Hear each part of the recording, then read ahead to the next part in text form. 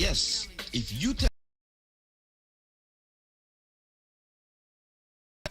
Did somebody say tell me? Then tell me about it. Tell me with host Carlisle Powell. There are talk shows and then there is Tell Me. Your very credible source for information. Join us every Thursday night. You certainly won't be disappointed. Alongside Dr. Kelvin Daly. Panic and fear, uncertainty that is compounded by a leadership that appears unprepared, uncertain and indecisive in dealing with the coronavirus pandemic. And Tulu Weeks. Until God gets a hold of our Premier's life and transform him, he will go from bad to worse. We are tired of playing politics. We need to see policies that will change the life of people, especially those of us in the diaspora. Tell me. Carlisle, I want all women in this rally for change. Every Thursday at 8 p.m., you can be a part of this conversation by calling 669-7312. That's 869-669-7312. Also available on WhatsApp or from the diaspora 917-460-2187. every Thursday night from 8 to 10 p.m. with host Carlisle Powell on 2020 Vision Radio and Facebook. Do you know what you're drinking? If you are drinking plastic bottled water, chances are you're consuming plastic contaminants, BPA, and other hormone-disrupting chemicals you cannot see with your naked eye. Those empty plastic bottles take up to 450 years to decompose. In the meantime, plastic bottles are polluting the environment. They are dangerous to the planet and our health. The safer solution is to acquire your own Kangen alkaline water filtration system, and you'll never have to buy toxic bottled water again. Help save the planet and drink clean water for less than the price you'll pay for acid plastic bottled water over the next few years. The Kangen technology is the world's most popular, most acquired water immunizer. For more information, you can call or WhatsApp us on 917-207-1307. That's 917-207-1307. Change your water, change your life. Pico, the way to go for residential, commercial, and industrial wiring, data, security, UPS, and generator installation. When you need electrical work done now, done right, done at an affordable price, contact Finney's Electrical Company. Call or WhatsApp 665-1916 or email pico_1166@yahoo.com. Pico, the way to go. This 2020 Vision Radio 102.1 FM program is being simulcast weekly on the Caribbean Broadcast Network, heard on CBN Superstation 90.9 FM, Go Loud Digicel app, covering the entire U.S. and British Virgin Islands, and CBN TV on Flow Channel 101 and on CCT TV Channel 291. We do appreciate our U.S. and British Virgin Island listeners and viewers joining us for these informative and entertaining programs on 2020 Vision Radio and 102.1 FM. The views and opinions expressed on this program are strictly those of the participants and do not represent those of 2020visionradio.com or its advertisers. Tell me what you want, please. Tell me what you need, Denny. Tell me if I'm good enough for you, good enough for you. Tell me what you want, please. Tell me what you need, Denny. Tell me if I'm good enough for you, good enough for you. Tell me what you want, please. Tell me what you need, Denny. Tell me if I'm good enough for you, good enough for you, baby. Tell me what you want, please. Tell me what you need, Denny. Tell me if I'm good enough for you, good enough for you, baby. But girl, tell me what you want, please. Tell me what you need, Denny. Tell me if I'm good enough for you, good enough for you, baby. Tell me what you want, please. Tell me what you need, Denny. Tell me if I'm good enough for you, good enough for you, baby.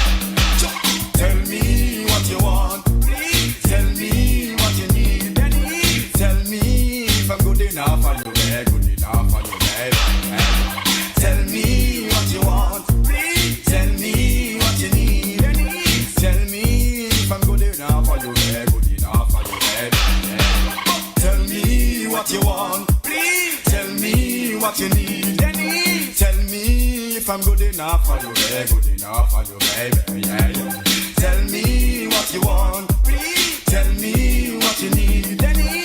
Tell me if I'm good enough for you, good enough for you, baby. But God, tell me. Thank you very much, Beanie Man. Good night, everybody. Welcome to edition number 1022 of Tell Me. So we've been on for all that length of time, and we want to thank you for joining us this evening, all of you who are out there, and in particular to one person who called me this afternoon to make sure that we are going to be on, and said to me, listen, we does be waiting for all 30 days of the week until you come back on Thursday. We know it's 7 days in a week. That individual said it's 30 days in the whole week they does be waiting for Tell Me, which means that the wait does seem like a very long wait. Tulu, good night. How you do? Good night. I'm giving thanks. I thank God for His grace and for His mercies and for His wonderful works towards the children of men. And I got some rebukes during the course of the week where persons are saying to me that I lump everybody in one and greeting everybody, and I'm not greeting them individually. And so I'll get back down to that. So let me say good evening to my dear friend Rhonda, to Lavanda, my sister Sylvia, my niece Helena, to Kyron and his mother, Elvan Ellie, my friend Bayo, and to Romelo Jeffers, and to all the others who listen to. Special greeting to Deborah Williams. I got some mixed somehow. And Cheryl Tyrrell, why they beat upon me very badly. And so, special good evening to them this evening. And I freed them. They just bang hard. They beat hard. Good evening, Dr. Daly. How are you doing? I am well, Carlisle. Good evening to you and good evening to Tulu and all those who have taken the time out on a Thursday evening to be with us. And as like Tulu, I have to pay homage to my family. Of course, my brother Hugh down there in St. Croix, my brother Carl in Atlanta, my brother Steve in California, and of course my two sisters, Eben and Judith, in Connecticut. My other brother Carl in Canada, and my brother Neil Daly right here on Nevis. Good evening to all of them. And of course my boys over there in St. James, Tulu no. Turkey, Bose, and Gary over there in Brooklyn. And of course my good buddy up there in Westbury, Max. Good evening to all you guys. I hope you are having a wonderful week. And for those celebrating our birthdays, we have quite a bit of persons. We have quite a bit tonight. Okay, yeah. Good. All right, go ahead. But if you have any on the list, you can start with those. Well, okay, I got a message from my good buddy Oral Jeffers, Deacon Oral Jeffers, and he is wishing happy birthday to Idris Daniel and Marsha Daniel, who is celebrating on Sunday. And then to his daughter, the Honorable Marsha Henderson, is celebrating on the 31st. And then, of course, my dear beloved brother Denny is celebrating today. So he makes 21 today. Keep talking, because it looks like somebody interfered with the camera, so we just barely seeing Tulu's head. This side monitor is not working, but let me just go and attempt to get Tulu seen. Yeah. So. I'm good.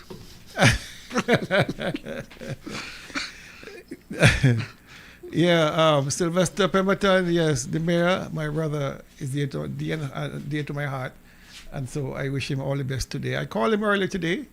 He had breakfast in bed. His daughters treated him to breakfast in bed, and so they love their daddy, and I love my brother very much. And so the only wish I had was here and we going fishing on his birthday, but we'll make it up. We'll make it up. But for all those who are celebrating, may you continue to get all the blessings to be bestowed upon you, and as Carla reads out the rest of the name, after that we're going to have the birthday song celebrating your lives. All right, so that's my number. That's better. We know seeing Tulu.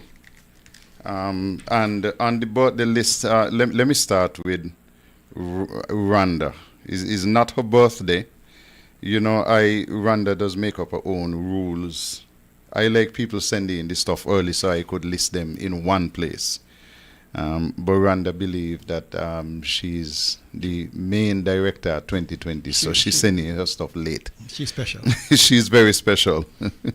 So we have advanced birthday greetings going out to Claudina Pinney, who will be celebrating on the 29th of March. And this is coming from the great Rhonda Brown and the rest of her family. And then let me go to the list itself that I have here so that I can tell you that today, Thursday, is the birthday of Marcy Hanley. Marcy, we want to give you greetings. And Michelle, all the way in Canada, was early this morning saying, please put Marcy on the list. Give her love from a very special friend.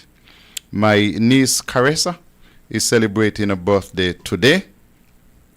And Wahib Jeffers over there in Cotton Ground celebrating a 5th birthday, coming in from the best nana in the world, and of course from your parents and the rest of the family. One of our young cricketers, Demare Prentice, also celebrating today. And this one is special to me, my sixth form classmate, Barbara Hendrickson. She's celebrating one of her birthdays today. Oh. She's one of those persons who mother said she was born one day, the birth certificate said the next day. We got another one in front of me. So Barbara is celebrating one of her birthdays today, and then I still have to tell her happy birthday tomorrow because she is showing 2 different birthdays. The great Cut, Zion Man, with the best barbecue man on the whole island. He's celebrating on Saturday, the 29th. On Monday, the 31st, we have Lornette and Dwight Morton. You know, Lornette is my very special sister. He's my auntie's child. They have the same birthday? No, they celebrate an anniversary. They did something together. So, so they're celebrating an anniversary on Monday. Judy Cornelius Webb will also be celebrating on Monday. On Wednesday is my good friend and neighbor up the road, Keisha Smithen, who will be celebrating her birthday. And so I went into all of that before saying good night to my big sister Mary and her family, to Irma Glenda Skelton and her family as well, to Mervet Powell, who is already logged in and listening, and who had to tell me that, listen, I need to see Tulu. So I only seen the top of Tulu head. So Tulu, we got to thank Mo for bringing that to my attention. And to my big brother Everett and the rest of his family, of course, Carissa is his daughter and Heather's daughter. So I hope that you treated Carissa special today. And to my mother's last son, my brother Trevor, wishing you and your family all the best as well tonight. And we want you to stay tuned. So having done all of that, I just have to add Mrs. Jeffers up the Mount Lily Road. Miss Jeffers and Postman, hope that you're having a good night tonight, and I wish you well.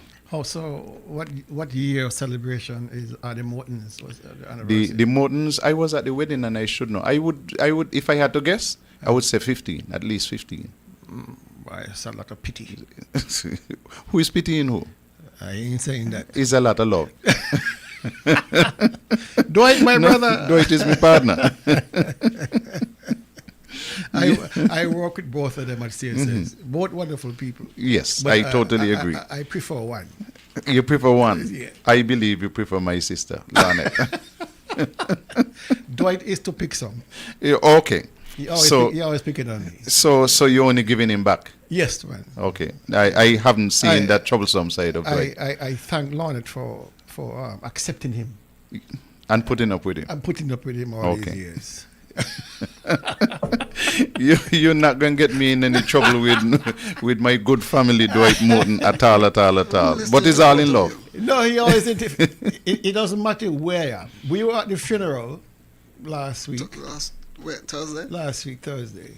And even in the church. It's troubling you? It's troubling me. And I don't go look for trouble, you know. No, you call it trouble. But he doesn't see it as trouble. It's all in love. Communicating. Yes, right. Before we move up, I think I'm seeing a happy birthday greeting here. Somebody, happy birthday blessings to my awesome brother-in-law, Denny. Who is that from? Jessica Lewis. Oh, that's Neaty down there in St. Thomas. Okay. Yeah. One of the famous Lewises from up there, Government Road.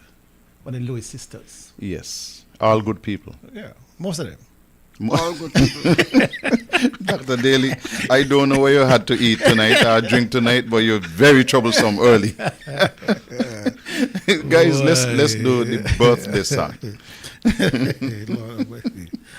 Happy birthday to you. Happy birthday to you. Happy birthday, happy birthday. Happy birthday to you. And as usual from us in the studio, may you live to be 101 and us 101 minus a day, so we don't have to see you go. May God continue to bless you with good health, strength, and of course wealth. Okay, and we're going to start this evening overseas. The Premier's press conference was supposed to be on Monday, and we found out late that the Premier had postponed his press conference because he went down to Nigeria with the Prime Minister. A 12-member delegation headed down to Nigeria, one from Nevis. So the Premier liked to talk about fair share. We got a 12th. We didn't get 26%. We got 1/12 of the representation going down to Nigeria. Couple of things. I noticed that they termed it as the Africa-Caribbean Summit. But when I went and took a look and followed the summit, it seemed to have been a conference put on by a private entity down there in Nigeria. It doesn't seem to me as if it was put on by the government of Nigeria, but by a private entity putting on a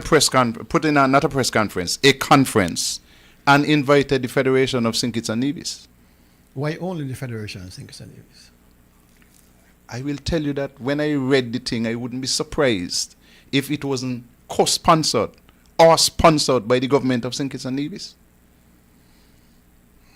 Only the government of St. Kitts and Nevis had a delegation. I could not find any other delegation.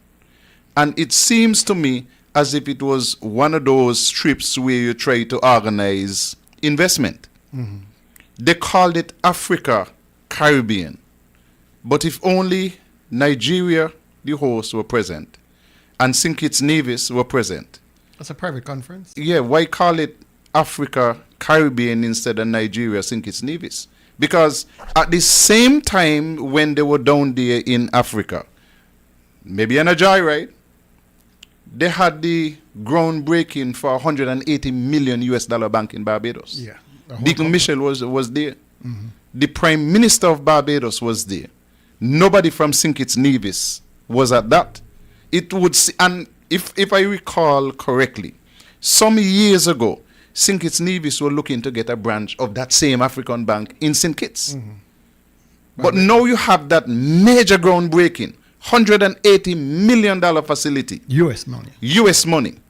Our Prime Minister and a delegation of 12, including the Premier, in Nigeria. But the question I have to ask you, Carlisle, was Mark Brandt invited as the Premier or as leader of the opposition? Reading the releases from the conference, it referred to him as Premier. A Premier. Okay. As Premier. Have you ever heard of a circumstance where the leader of a government, an active government, taking the leader of the opposition with them? Yeah. He took Mark to Taiwan, innit? No, I'm talking in what about capacity? In any other government. No. Wait, see, this is what bothers me. This intimacy between the Prime Minister and the Premier. This is what bothers me. And it is everything that it should not be. If you're going to have a government where you have a government held to account by a sanctioned opposition, a legal opposition, then how can you then, as a Premier, take that position knowing that you're compromised as the leader of the opposition? It doesn't make any sense. It does not make any sense. It flies in the face of common sense that you will have the Premier of a country. That's one capacity. I could live with that. But you cannot double as the leader of the opposition where When you go into the parliament now, where government business is to be discussed, where you are supposed to be leading the most important committee, which is the Public Accounts Committee of the parliament, and you are not doing it because you're simply playing footsie with the man you should be holding in check, with the government you should be holding in check. This is unprecedented. We have no opposition for the first time in our history of St. Kitts and Nevis. Since independence in 1983, we have not had an opposition. How can this be tolerated in a democracy? How can this be tolerated when you are paying a man a stipend to be on the opposition benches and holding the title of leader of the opposition, and he's doing everything but opposing? How can this be right in any fair democracy? Yeah, but it suits the sitting government. It suits them. It suits them because then they have bound his hands and his feet, and he will not oppose them neither publicly nor privately. But then I have to ask a question again. Those persons who say they love democracy in this federation, why are they so silent on this? Dr. Daly, I've come to the conclusion that St. Kitts Nevis is one of those states where it might be termed as experimental. Experimental. Where people would see wrong, acknowledge that it is wrong, but say nothing. We have a governor general. We have a deputy governor general. These are the king's servants to us. These are the persons who go who supposed to go in betwixt and between to make sure there's governance and good governance in this federation. How can any good governance structure look at this and say this is okay? They can't. They can't. So on what leg then are they standing? On what platform are they standing to say they are the overseers of this government? No, you're making a brilliant point, and the truth is that you need proper opposition. You just don't have it in Mark Brantley, and you never will. Mark has always been in that position to collect. That's it. To collect. This is a very vexing matter, because when you have a situation where you have no leader of the opposition, you have then no concerted effort to hold the government to account. You have no desire to foment the Public Accounts Committee, where you hold government expenditure, you hold the government feet to the fire as to how they spend the money. You have nothing to hold the government in check. Nothing. Well, he told us that from the beginning, Dr. Daly. The very first meeting of the House after Dr. Joe won the government, the very first meeting, he said that he will not oppose the government. His days of opposing government is basically over. He's there to support and complement the government. But people need to understand. So he opposed, his role is to oppose the opposition. Well, he's going to oppose the opposition. But people need to understand that the position that Mark is in at the present moment, Vance Amry was in that position.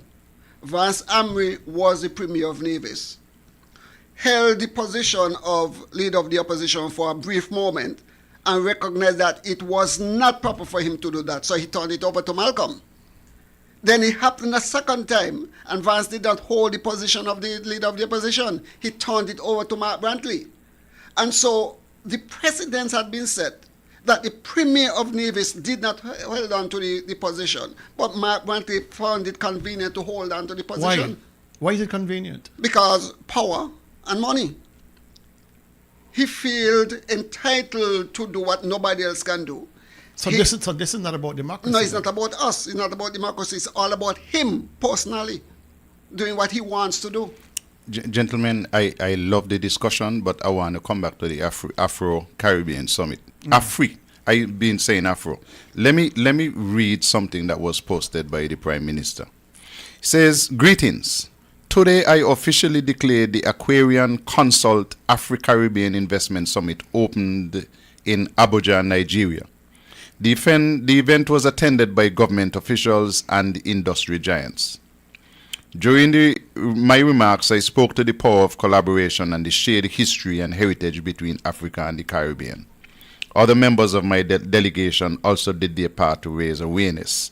And you read that. It says, Mark Brantley delivered a compelling presentation on the Federation's progress in renewable energy, through the SKN Island Climate Enhancement Fund, project rather. All of that is crap because Mark can't even address geothermal or renewable energy in the Federation. How is he going to go to Africa and give them information about what is happening in St. Kitts Nevis when nothing is happening here? But I just want you to pay particular attention to the fact. Look at the first paragraph. Today, I officially declared the Aquarian Consult Afro-Caribbean Investment Summit open. Who said that? Prime Minister Drew. Prime Minister. That's the name of the group. Those are the people who hosted the summit, who put on the summit. The Aquarian Consult group.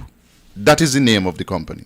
It is, when I heard about it, I really thought that it was an African, meaning delegates and delegations from throughout Africa, meeting with delegates and delegations from the Caribbean. That's what I thought it but was. My research has said it was Very this specific. private company Very specific. putting on this summit in Nigeria, and they invited St. Kitts and Nevis In particular. And only? I don't know if they invited other people, Nobody but was those there. were the attendees. St. Kitts and Nevis delegation to Nigeria. It was not an, to the best of my knowledge, all that I can dig up, it was not an African Caribbean summit. It was a private consulting group who hosted the summit, invited St. Kitts and Nevis delegation, and they went. With 12 people. With a huge delegation of 12, led by the Prime Minister and his wife. I don't know if the Premier took his wife, but my understanding is that one of the things they were talking about was CBI. Well, of course. You know, so, and if you say CBI, you're talking, of course, Daniel Brantley. Of course. They would love to be involved in something like that. Well, so I don't know if he took his wife too, because, you know, the Prime Minister, he takes his wife. So maybe he said, boy, you know, you say you got press conference, but let's go down here to Nigeria. You ain't got a Nigerian stamp in your passport. And I listen, they have some very wealthy people in Nigeria. Very wealthy people. I don't know, I haven't seen anything to say that they met with principals or representatives of Earpiece. Earpiece is the majority share owner in the people who now own the new Liat. You know, so I would have been interested in that because, boy, old people say you never miss the water till the well run dry. No, Liat is not here, we miss it. Did they list at any time the African delegation, who they, what companies they No. represented? Dr. Drew was very smart to say, let me look at it. The event was attended by government officials and industry giants. But then, so who are they? It would be easy to list. Just say the president was there. I remember Brantley going to a conference in Miami. Another private conference. Another private conference. But when I went to the website, he had all of the delegates who attended and what positions they hold in companies and what companies they represented. That way, you were certain to know who was in attendance, and the country. Even Brantley was listed as a speaker in one of the sessions. All right. So I could see clearly that this is the purpose of the conference, and these are the attendees, these are the politicians, the whole. When you have these kind of nefarious descriptions about industry giants, list them. So at least we got a fair understanding at the direction at which you're looking at investments. If you're looking at investments in renewable energy, then those persons will be present. If you're looking at investors in higher education, in transport, in agriculture and fisheries, those will be listed. But simply to give a generic description of meeting with industry officials of no name, it gives you cause and pause for concern. Because this trip here, I'm certainly would have ran quite a bit of pretty penny. Going to Nigeria is not easy, it's not cheap. And I'm sure these guys are flying first class and living first class. About $250,000, at least. There are two things that stuck out there to me from what you said. One, the title of the conference is misleading because when you say African, Caribbean, when I saw it, I thought it was persons from the entire Caribbean meeting with African leaders, country coming together to form a conglomerate, basically, in light of what the United States is doing. So that is misleading. Then when we hear the Prime Minister is saying that he opened the conference. It seems to me that he's the host of the conference. And he's hosting the conference in Nigeria rather than hosting the conference in St. Kitts. That's a good because point. You expect that if it is Nigeria who invited them, they will host the conference and open the conference. That's true. That So is something just doesn't add up here. Something smells. Smell bad. Well, I'll come to another piece because at the end of the conference, they had a release. Prime Minister Drew commits to leading CARICOM Africa Connection in 2026. And he says that he's committed to leading a team to Abuja, Nigeria in March of 27. March 27, 2025. Let me read the story itself. On the landmark Afri-Caribbean Investment Summit 2025 in Abuja, Nigeria, with a powerful address by Prime Minister Drew, that is when they're saying that he ended the conference with this powerful address. Over the past 3 days, the summit has brought together government leaders, business executives, cultural icons, and development partners from across Africa and the Caribbean in a united mission to strengthen ties and shape a shared cultural future. Delivering the summit's closing remarks, Prime Minister Drew reflected on the significance of the moment and reaffirmed his commitment to turning dialogue into development. And he went on most of that as well. And then he said that he's going to be chairman of CARICOM next year, early in the year, and that he is committed to taking a delegation to Nigeria. Quote, in February of 2026, I shall be the chairman of the CARICOM group of nations, and I will use that platform to connect Africa and the Caribbean at a summit that will be grandeur in Abuja.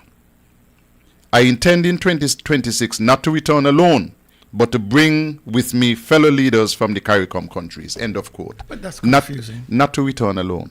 But that's confusing because I thought at one point he said, early in your discourse there, I thought at one point he said delegates from across the region. From across the region. That's what he but said. Then he said not to return alone. I don't know. We know, and all of the research I've done says that the only delegates there from the Caribbean were from St. Kitts and Nevis. And he's reaffirming when he said not to return alone. If he had delegates from St. Lucia, Grenada, Antigua, anywhere else, he would not be saying not to return alone. Yeah, so it was just St. Kitts Nevis. No, he's saying that he's going to get them. But why do you need a 3-day conference with just one delegation? What's the point of that? I think 2 days is just a sightseeing. Because it's a long trip. Yeah. So they didn't want to go and turn around. Yeah, but and again, you have the Prime Minister of the Federation opening the conference and closing the conference. This is a St. Kitts Nevis conference in Nigeria. In Nigeria, that is true. It has nothing to do with Africa. The title is very, very misleading. And everything points to the fact that in some way St. Kitts and Nevis organized this.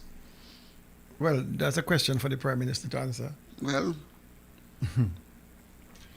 Very interesting. Okay, I can leave that. I can leave that because that don't make a hell of a lot of sense to me. And but I just had to tell you that to me, it was a conference organized by a private group, invited St. Kitts Nevis. St. Kitts Nevis, by the looks of this, may even have paid for this conference. Okay. Or at least shared the cost. But that is my guessing. I might be wrong. Good evening, caller. Hey, good night, gentlemen. Good night. There's a concern I have about this leader of the opposition. Honestly, I don't see the people of the Federation or the people who are interested in the affairs of how the country is being run is being well informed. You have a situation where it's about over 2.5 years now since we have, since the new government is in place. And you have the leader of the opposition who's supposed to be chairman of the Public Accounts Committee. Public Accounts Committee. Public Accounts Committee. I don't think they ever have a meeting since. And to me, that meeting is supposed to be, these meetings should be important so that the people of the Federation can be informed as to how their money is being spent, especially coming from the opposition. sometimes I'm wondering if the PM is not confused as to what stand to take at what time he wants to take and refer the leader, the premier, as opposition and as premier. I sometimes believe that he will be confused as to which way, which direction he should, what class he should put him in. And some time ago, somebody said they made a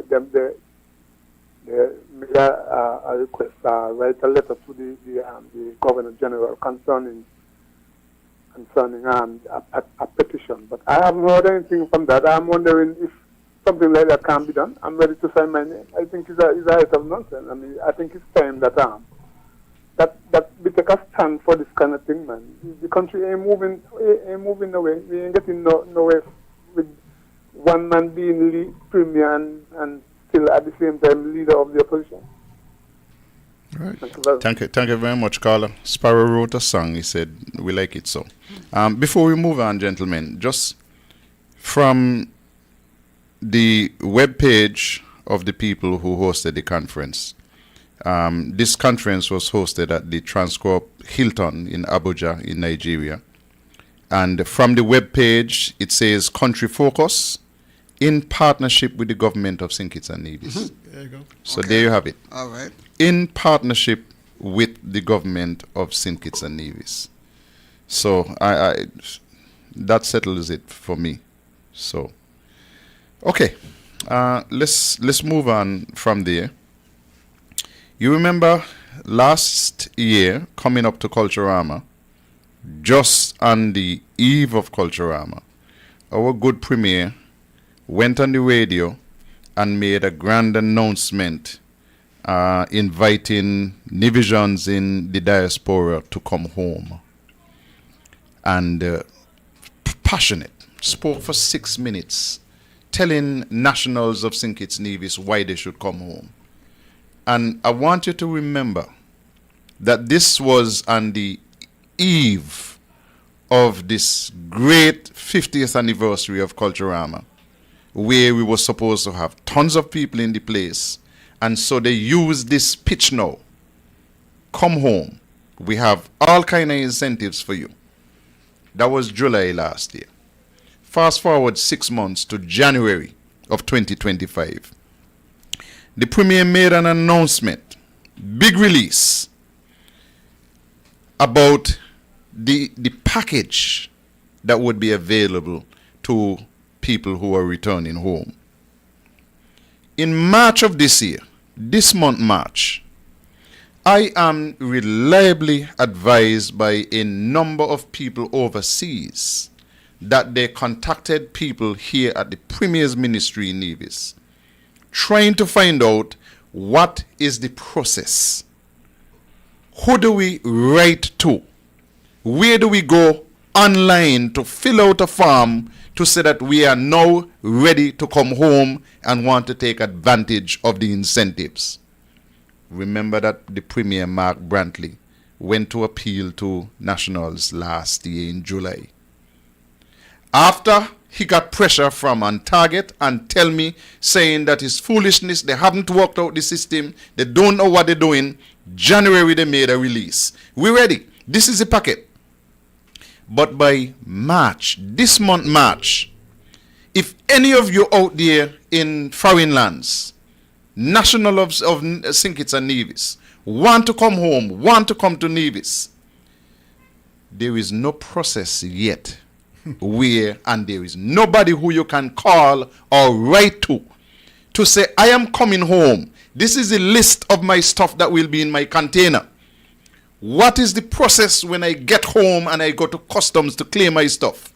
You know what? 4 different persons told me that they were told this month in March, by April you're going to be ready.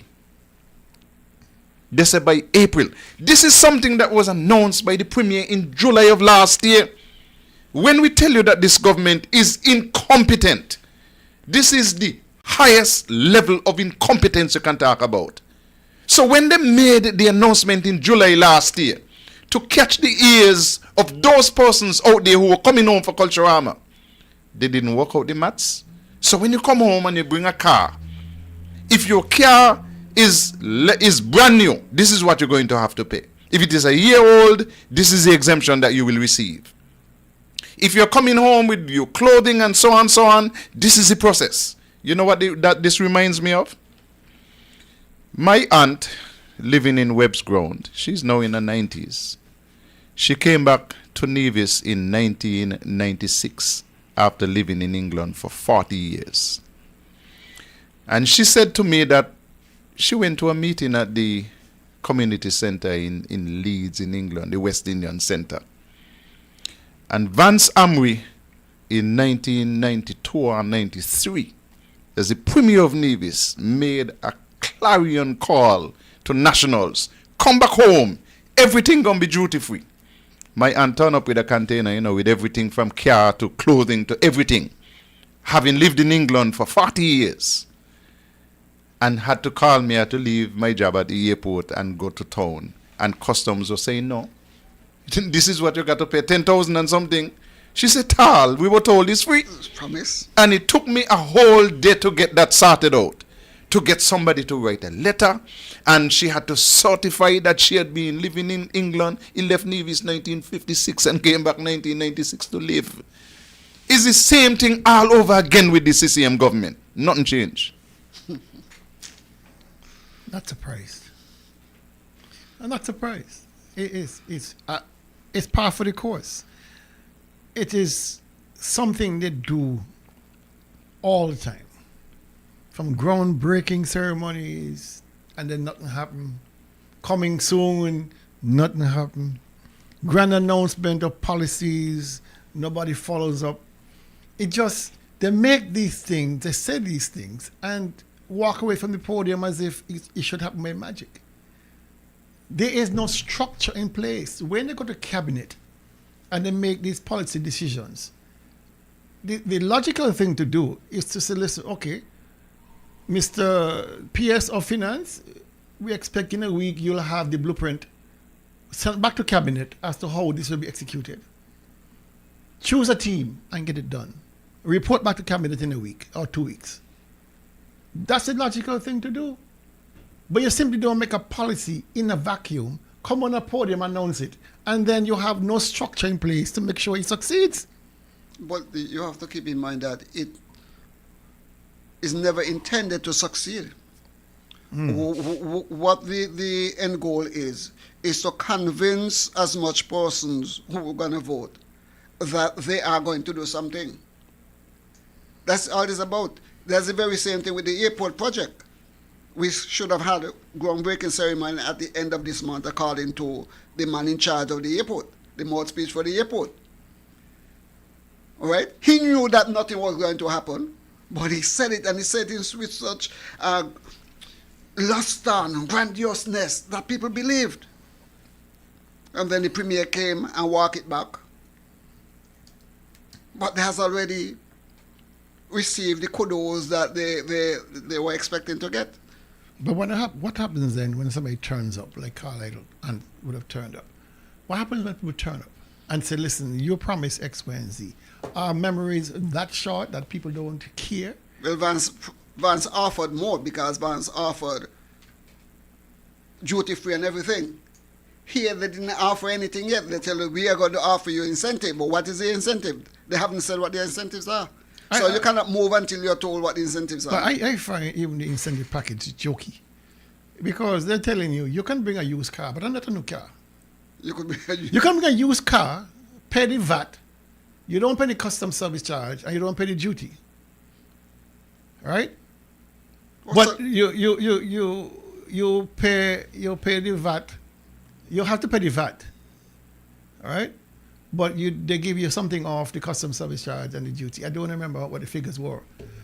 But if you're coming from England, gentlemen, or America, and you retired, you're 60 years old, and you got an old car in your garage, shipping an old car is the same price as shipping a new car. Exactly. If you can get a new car bought or traded in, give me the break on that. I'm returning home with a new car. You're complaining that the new older cars are coming with all kind of emission problems, Also the issues blocking up the roads when they break down. You get pension at 65 or 67. So, and that car is 5 years old. It's 5 years old. So you're not going to buy another car. To do what? You know, you can't afford to buy another car. So give me the break on the new car. And the new car.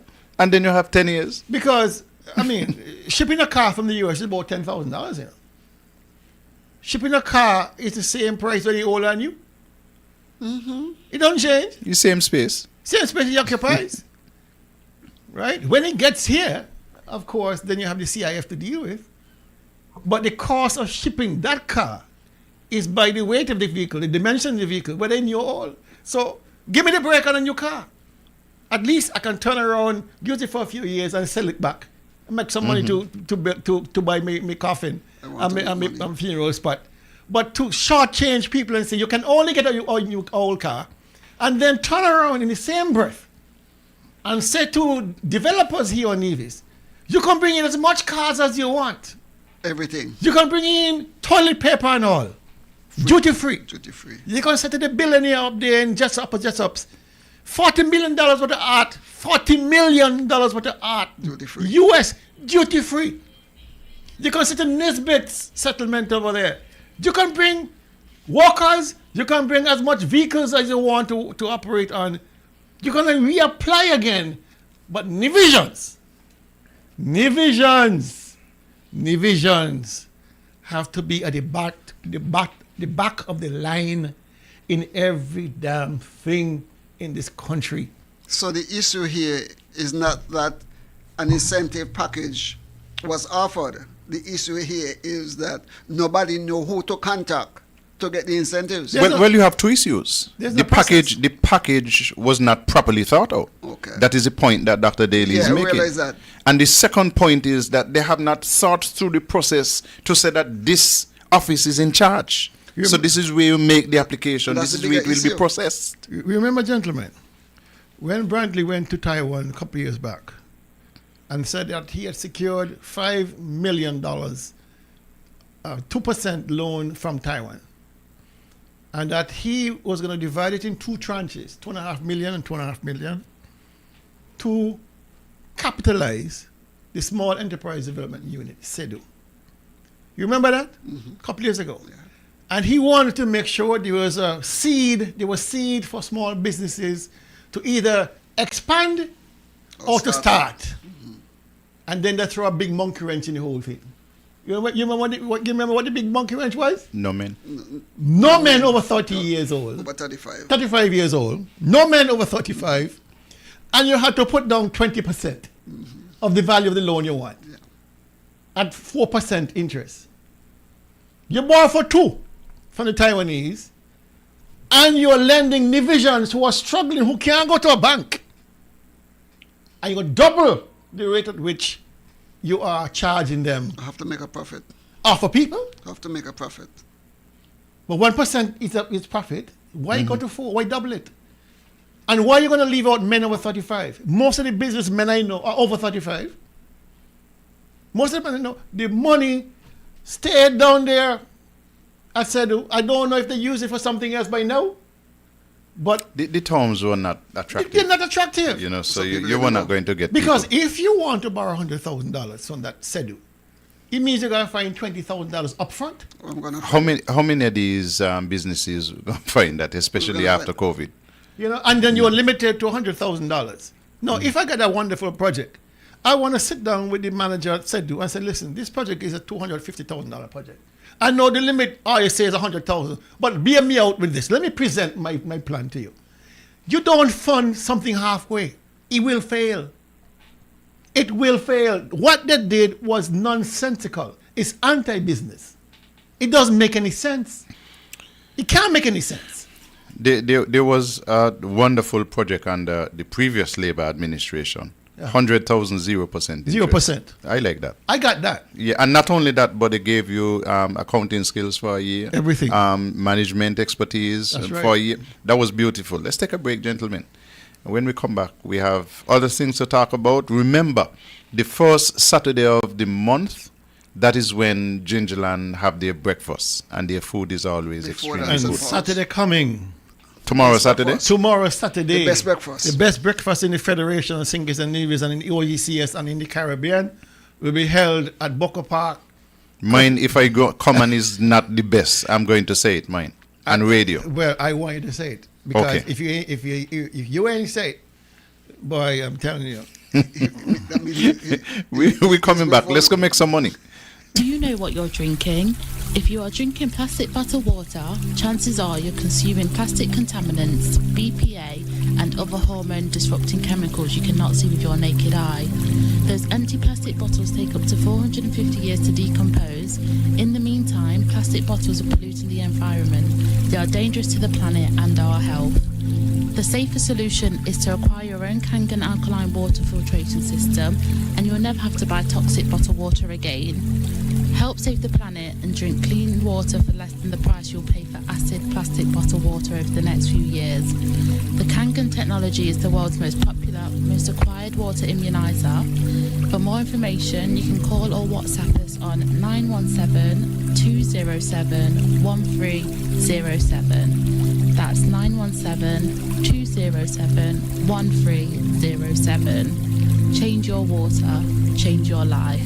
Pico, the way to go for residential, commercial, and industrial wiring, data, security, UPS and generator installation.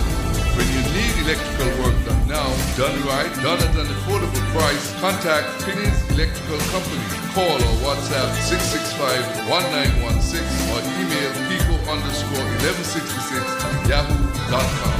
Pico, the way to go. Tell me what you want. Tell me what you need.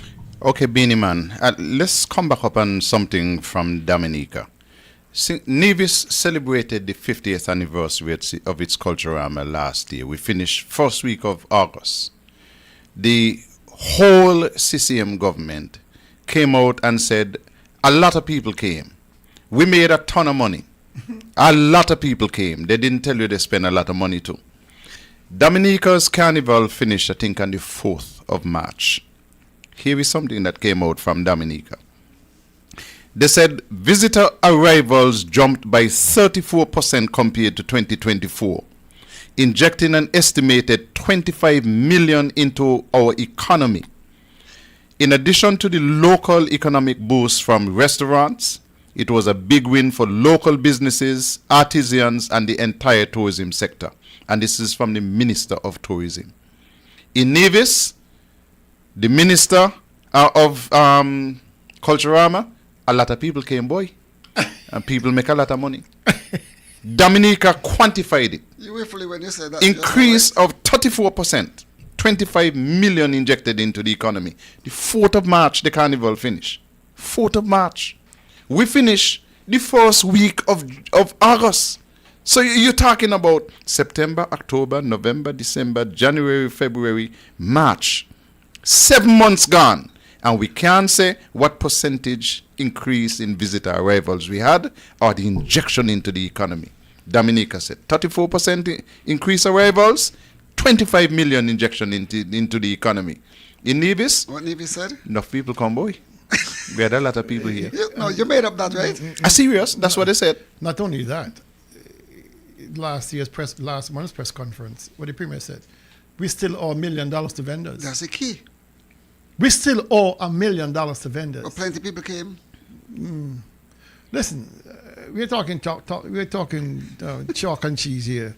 You know, again, I come back to the same premise I've been having for a long time, that the Premier has succeeded in dumbing down this population and Nevis here. You're afraid of him. This is more than fear. He has created a mindset among our people that mediocrity is okay, it's acceptable, and for the strangest reason, a lot of us have accepted that mediocrity is okay, and you hear it in every conversation. Well, at least we get something, or at least we not get all, but we get something. I mean, we deserve better than this. We deserve better than this. And this is the problem we are having as a country. where decisions are made and policies are being crafted without data. This is the problem we are having. If you do not know how you catered to, how you dealt with this amount increase in arrivals, if you don't have an idea how much money was spent in an economy during this festival period, then how do you properly plan for next one? Or the next one after that? This is the problem when you're making guesses rather than having data to drive your conversation and drive your policies. You are having a conversation about, well, at least plenty people come. I mean, this is ridiculous. You're being paid handsomely by the Treasury to do a job, and to do a job well. Who among us can say this government is performing well? But the government never told you that they're going to do a job well. They said to you, give them a chance. You know, the one from Overson, the one from up there. So before they got in, they said they want the money. All they were talking about money.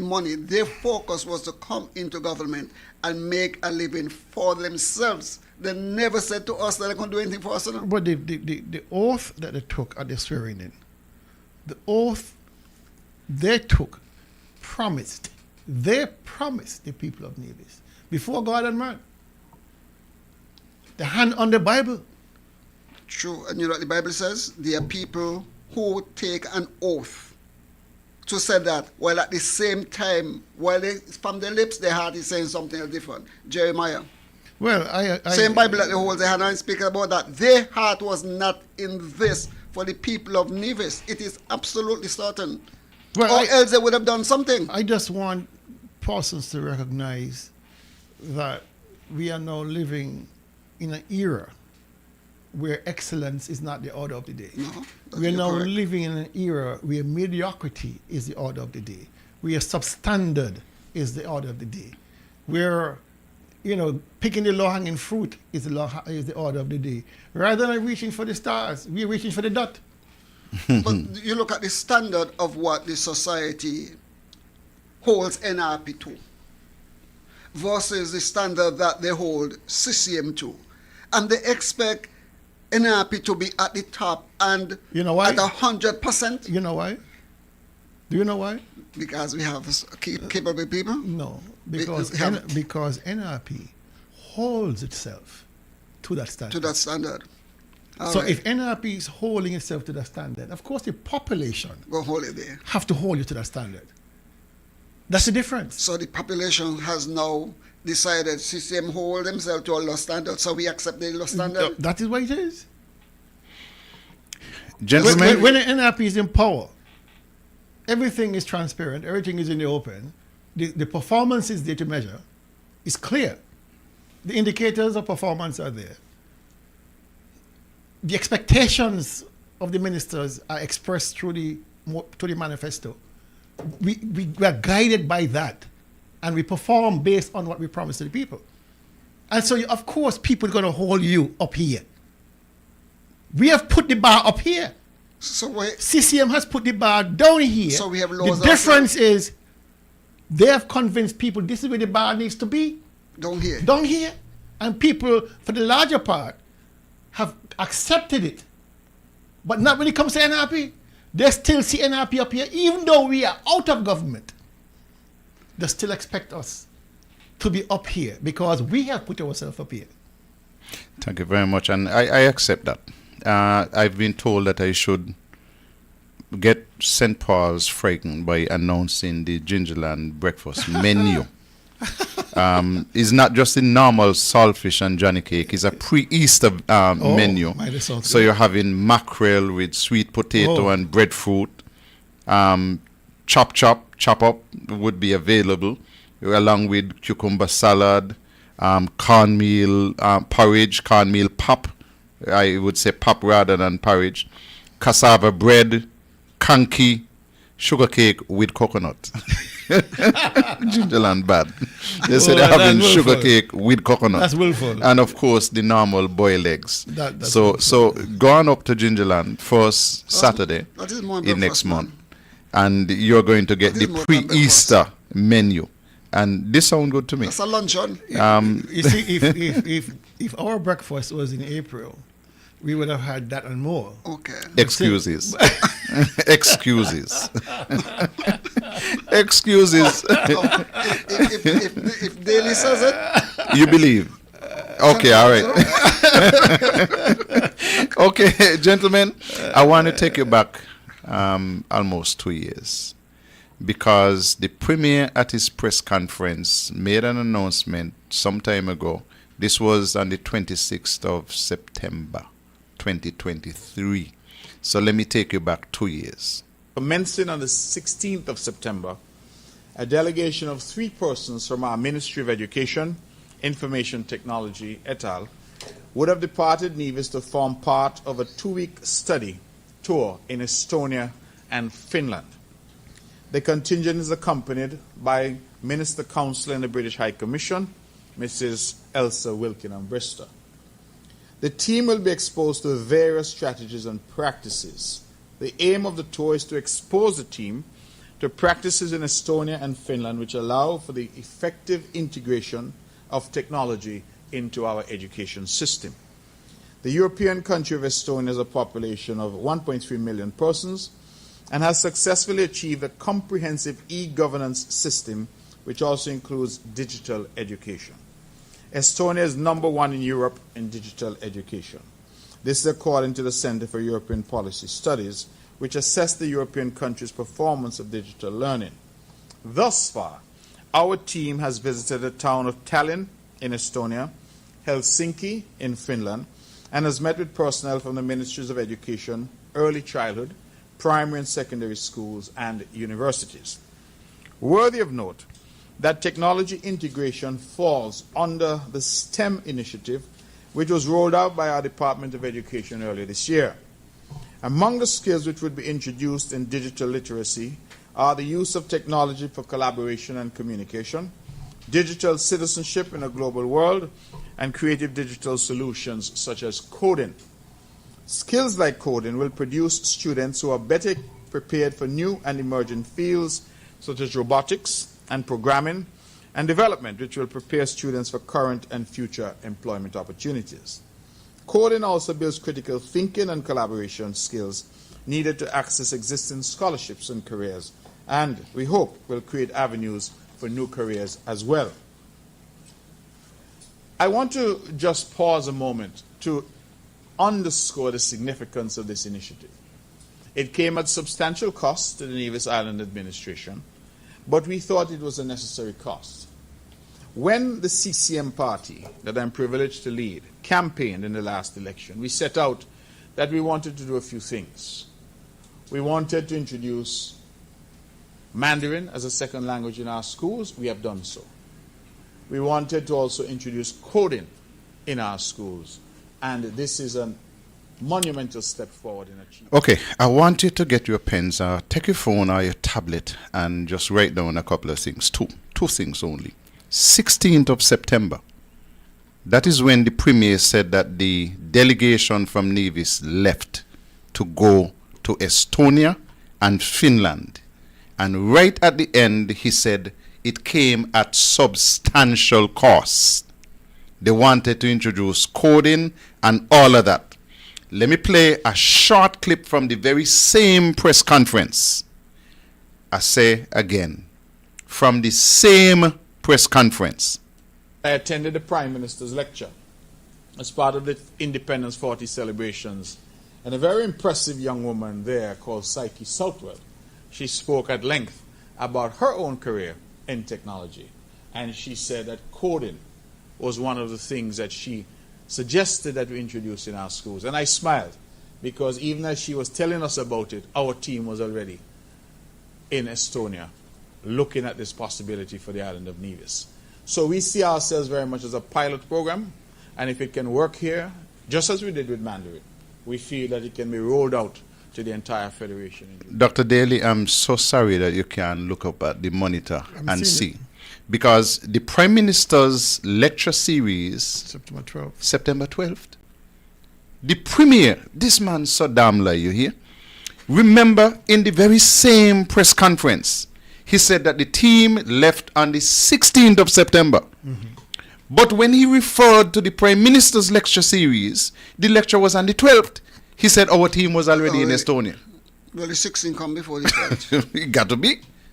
It got to be. Because it's the same press conference which was held on the 26th of September. No. He said our team left on the 16th. The Prime Minister's lecture series, that lecture, 7 p.m. on the 12th. He said our team is already in Estonia. So the team would have left after the lecture series. No, but of course, he left on the 16th. 4 days later. But he wanted to make the point. We saw ahead of the game. Yeah. The shit talking about coding. Program. Our team done down there. Program. So they reached down there 4 days before they left Nevis. 16th came before the 12th. You've heard of wormholes, right? You know the wormhole, right? Tulu? A wormhole? Yeah. The only wormhole mean the minigun where the worm live. No. A wormhole is a way to move through space and time into the future or back in time. Say that again? You see, we see the world in 3 dimensions, right? Mm-hmm. X, Y, and Z. We are 3D pictures. But that's only one thought. The other logics that says we are in a multi-dimensional world outside of 3 dimensions. So we may have hundreds of dimensions, and you can move from one dimension into an next and be in another space and time. So you're saying that the premier in his space, the 16th, come before the 12th?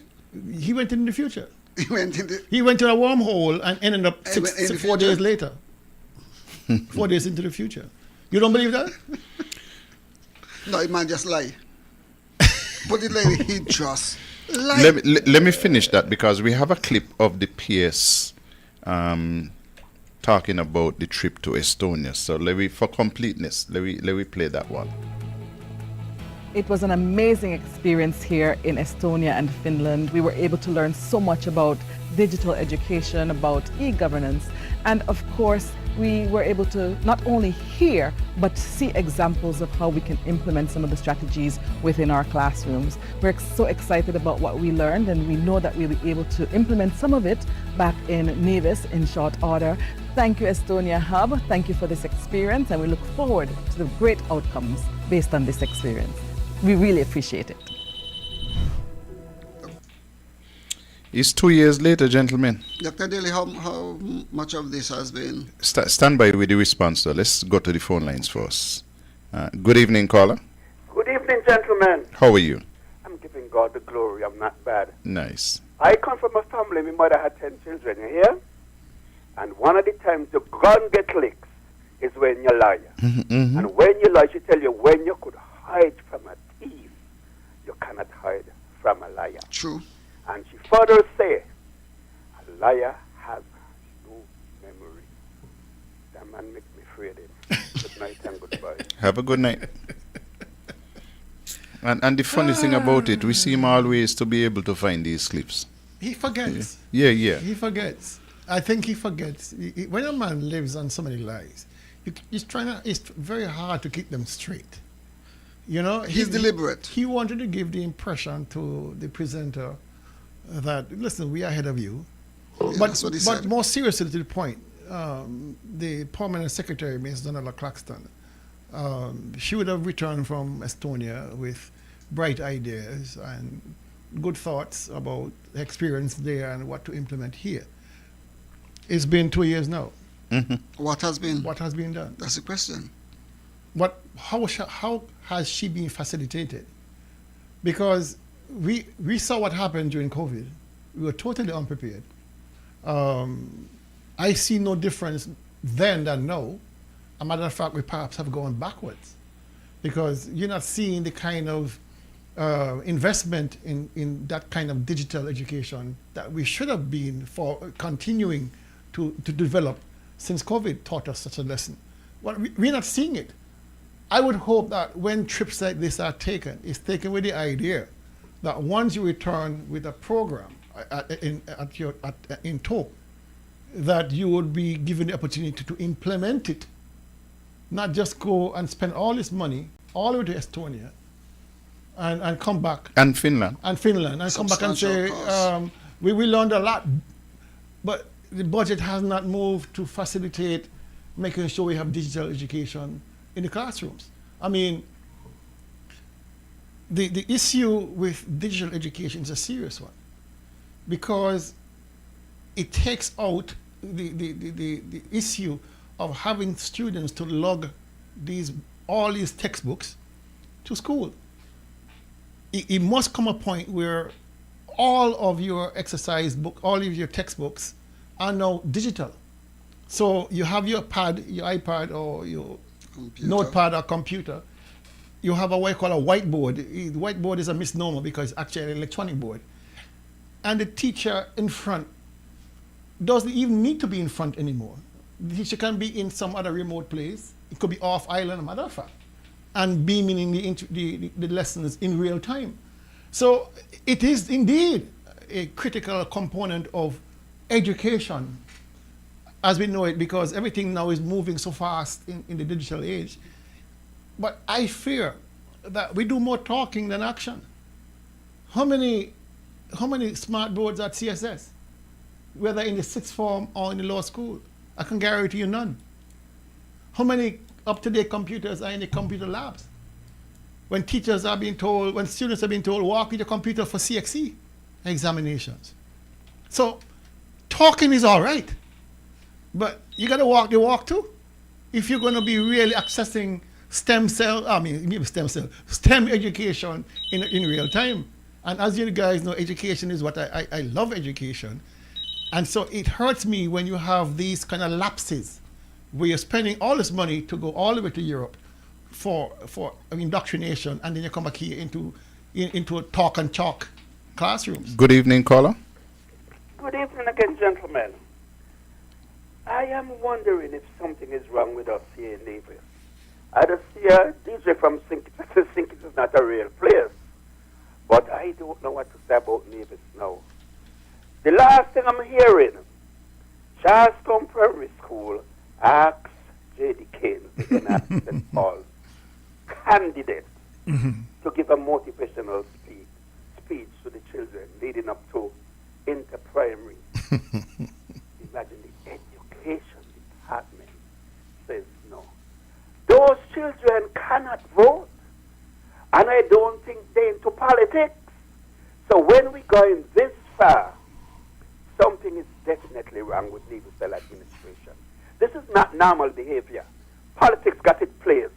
But children under 12 have denied the right to listen to J.D. Keynes because what? She's the candidate for the NRP.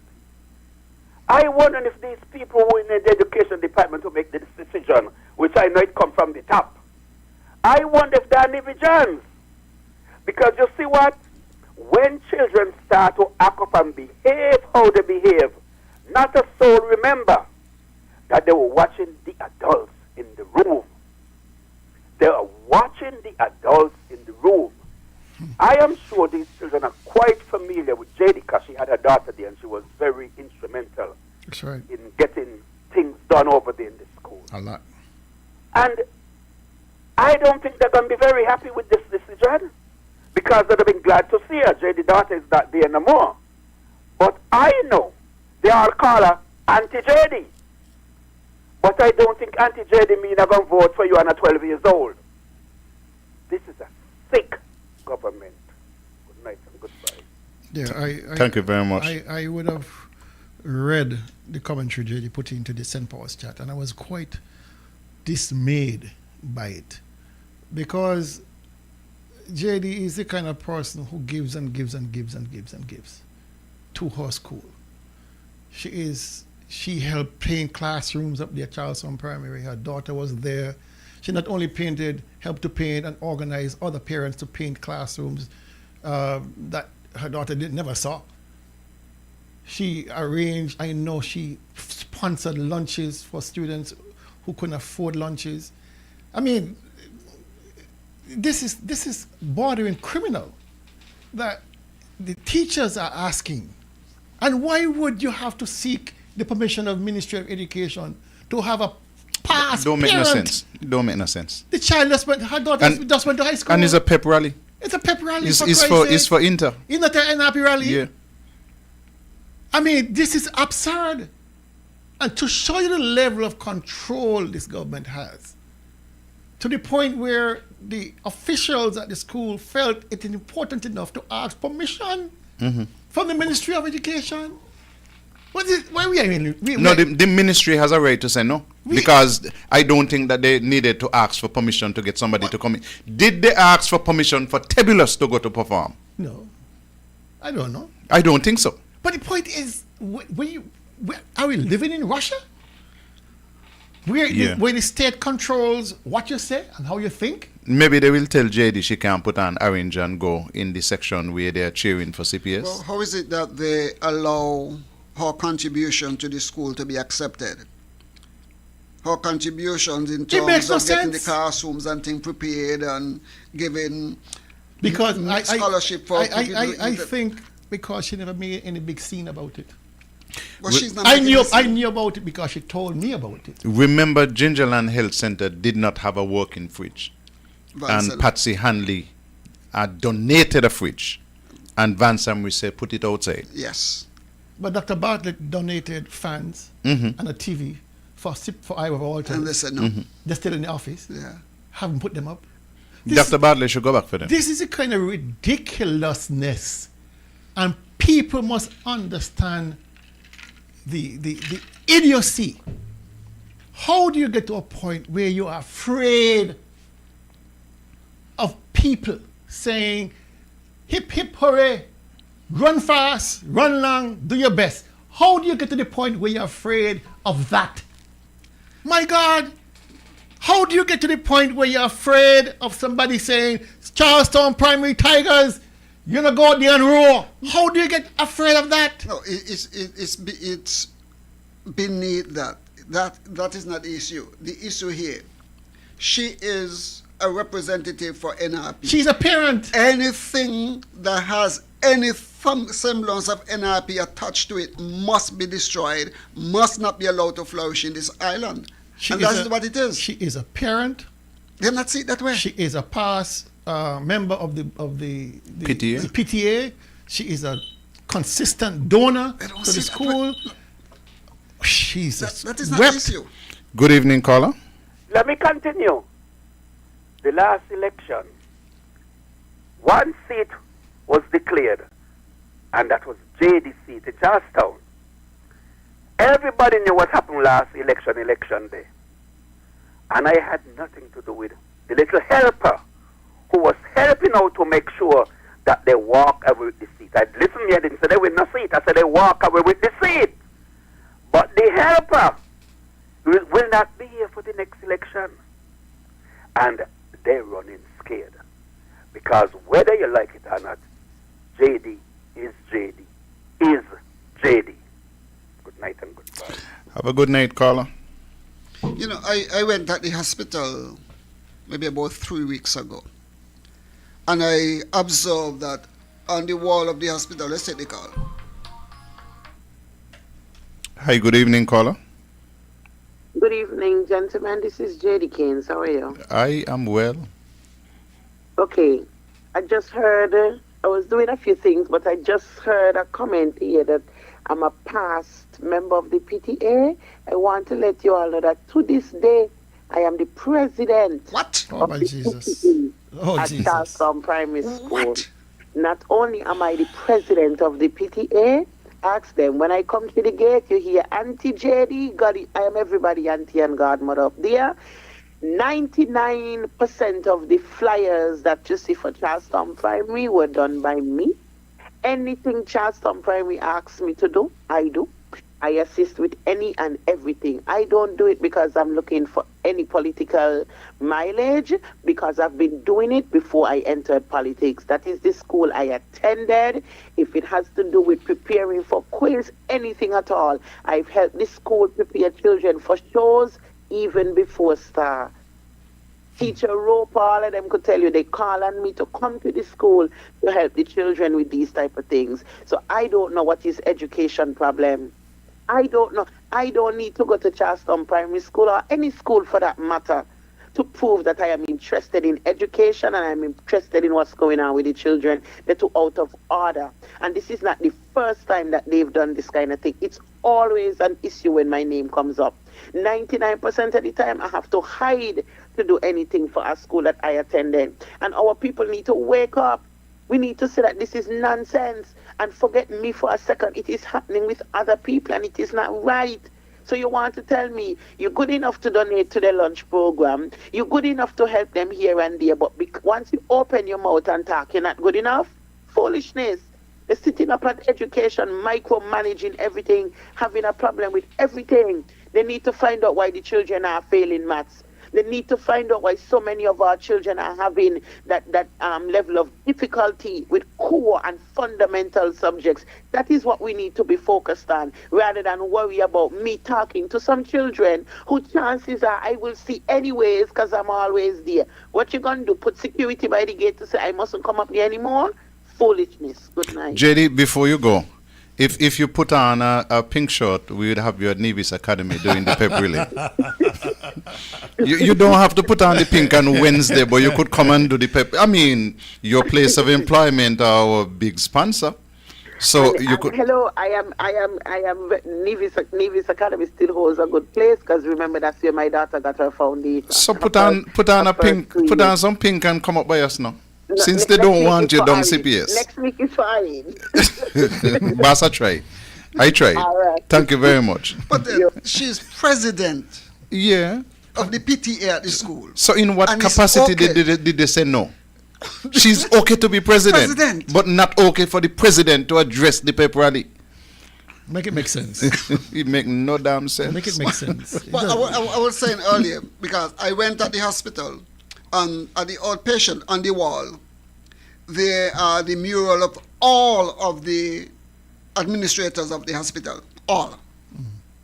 Then I began to think, you go to all of the government offices in Nevis, and you haven't seen one picture of anybody who served outside of this administration on any wall, in any government office, anywhere in Nevis.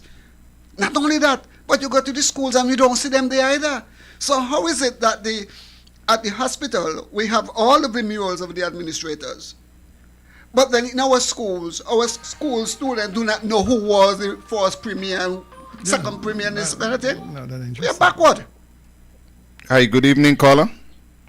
Hi, good evening, gentlemen. How are you guys doing? I am getting better and better. Solo, what's up? My brother.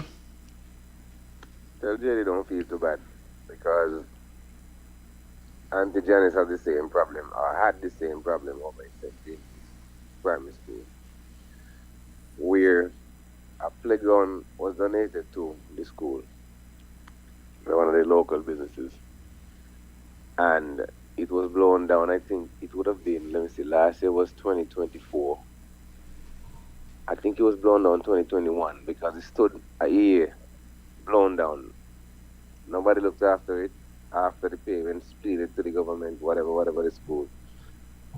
And in 2023, people from the St. James area started rallying and said, no, we can't have this, Anyway, somebody only mentioned Dr. Hodges' name. And that would have been when we finalized the mobilization team, would have been the Monday, because they would have been going there. I think it would have been the Friday, and by the Thursday the playground was up, erected, not secured, not any better than it was on the ground, but they only heard the name of Dr. Daniel Hodge and the NRP youth, and I'm saying people got to stop this foolishness. They got to stop this foolishness. And I have not been in Nevis for about a year, and I can bet you the playground is no more secure than it was when I left here. But that's the equipment at St. James. Yes. Okay. So, I mean, like I said, they have to really get the priorities straight. Because if it was there for a whole year, 12 months on the ground, nobody did none, and you only heard Dr. Daniel Janice Hodge and the NRP youth you only heard that they would have been involved. And in 2 days, it could have been erected, but it's still no better off than it was on the ground. Good evening. Thank you very much. Again, this is just something very sad, very sick, and there is no need for this. And, you know, sometimes the people in offices take these decisions on their own. I know sometimes the politicians lean on them, but these are very petty, very foolish, very low decisions. And if this is coming from any permanent secretary, any principal education officer, listen, rethink, because this is the kind of politics that you don't want to play. Nevis is Nevis for all of us. And you're not ever, unless you want to live in a dictatorship, you're not going to have everybody supporting one party. So this whole issue, I'm trying to get JD to put on pink and come to Nevis Academy. Monday is pink out there at Nevis Academy. Listen, you want to support the cause, put on pink and come to Nevis Academy on Monday. Good evening, caller. Carlisle? Yes. Good evening, everyone. Good evening, Carol. Good evening, Tulo. Hi, good evening. This is Dillis. I wasn't going to get involved with this situation when JD called me today, but it's not just happening, you know. I left Nevis 1983, and every summer I come back, I experience Delroy being harassed and arrested by the CCM government. And it's still happening today. We are in 2025. I think I really don't understand what is going on with the CCM government and the people in this government. I see them come to Delroy house, look all up in his toilet, flush it, take away his passport, go to his passport. I mean, unbelievable situation. Down at the horse race track, they arrest him because a policeman came up to him, said that he hit them with his card and all that. This has been happening since 1984, when I started coming back Nevis every summer for Culturama. So I don't know what is it with the penny. The pennies, I must say, that has CCM so behaving like how they're behaving. But people need to wake up, because at this point, if we can be so petty for people who can make a difference in Nevis, we are way behind. And it is a sad state for Nevis. I was shocked, completely shocked today when I got word that this is happening to JD. Why? Are we not a democratic society, a community? Why, if they don't want any NRP versus CCM, then they need to change the mode of how we vote and do something differently. It's really, really annoying. It's really annoying that 2025 that we could be treating people this way. And I have absolutely no respect, and when I said no respect in capital letters, for anybody in the CCM party. No respect whatsoever for Mark Brantley, because he is the leader. And everything that is happening, they run it by him. And Nevis people need to wake up and put a stop to this. We are not accustomed to this bullshit, if I could say such, on your radio station. And we have to make sure that it's done away with. Good night, guys. Thank you very much. Have a very good night.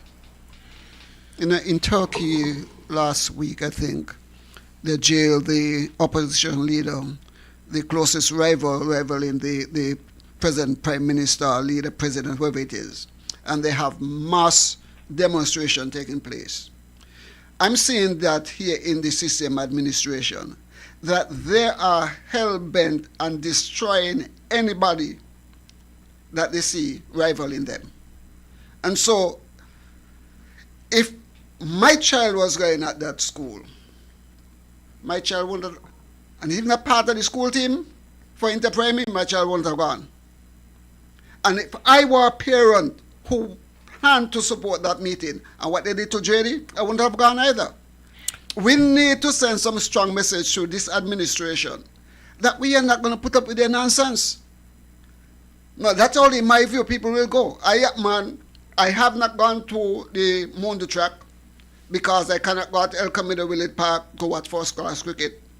I have not gone to the Malcongishal Park because of the very same reason. And I will not go to any of those two places until I can go to the park. People need to stand up and say to this government, we ain't taking any nonsense. We had enough of it. But Daly is right. Because almost every day here, people telling me, listen, I'm afraid, you know, I said this to me when you go on the radio, and you ain't say nothing for anybody. Okay? We need to stand up for ourselves. When NRP was in office, you will hear the very same Mark Brantley telling people, come out and demonstrate that they cannot do anything. And people came out and marched in their hundreds, and they created havoc in Charlestown. We know all about that. And people were happy to come out and do that. NRP is in office. We are not a dictator. We're not going to do them anything. But no system is in office, and people are afraid even to come them out and speak. But I wonder what would happen if JD were to be on the basketball court and the children came down to her. They would say the team can't participate. I'm just thinking aloud. Sometimes I do these things. If you're afraid of children, yeah, who can't vote? If you're afraid of children, period, you got a real problem. You got a serious problem. I mean, I can see perhaps you're a bit concerned about an adult. But if you're afraid of children, grade school children, not even high school children, you're afraid of children? Mm-hmm. That they might like Auntie JD? Not they love her. But you're afraid of children?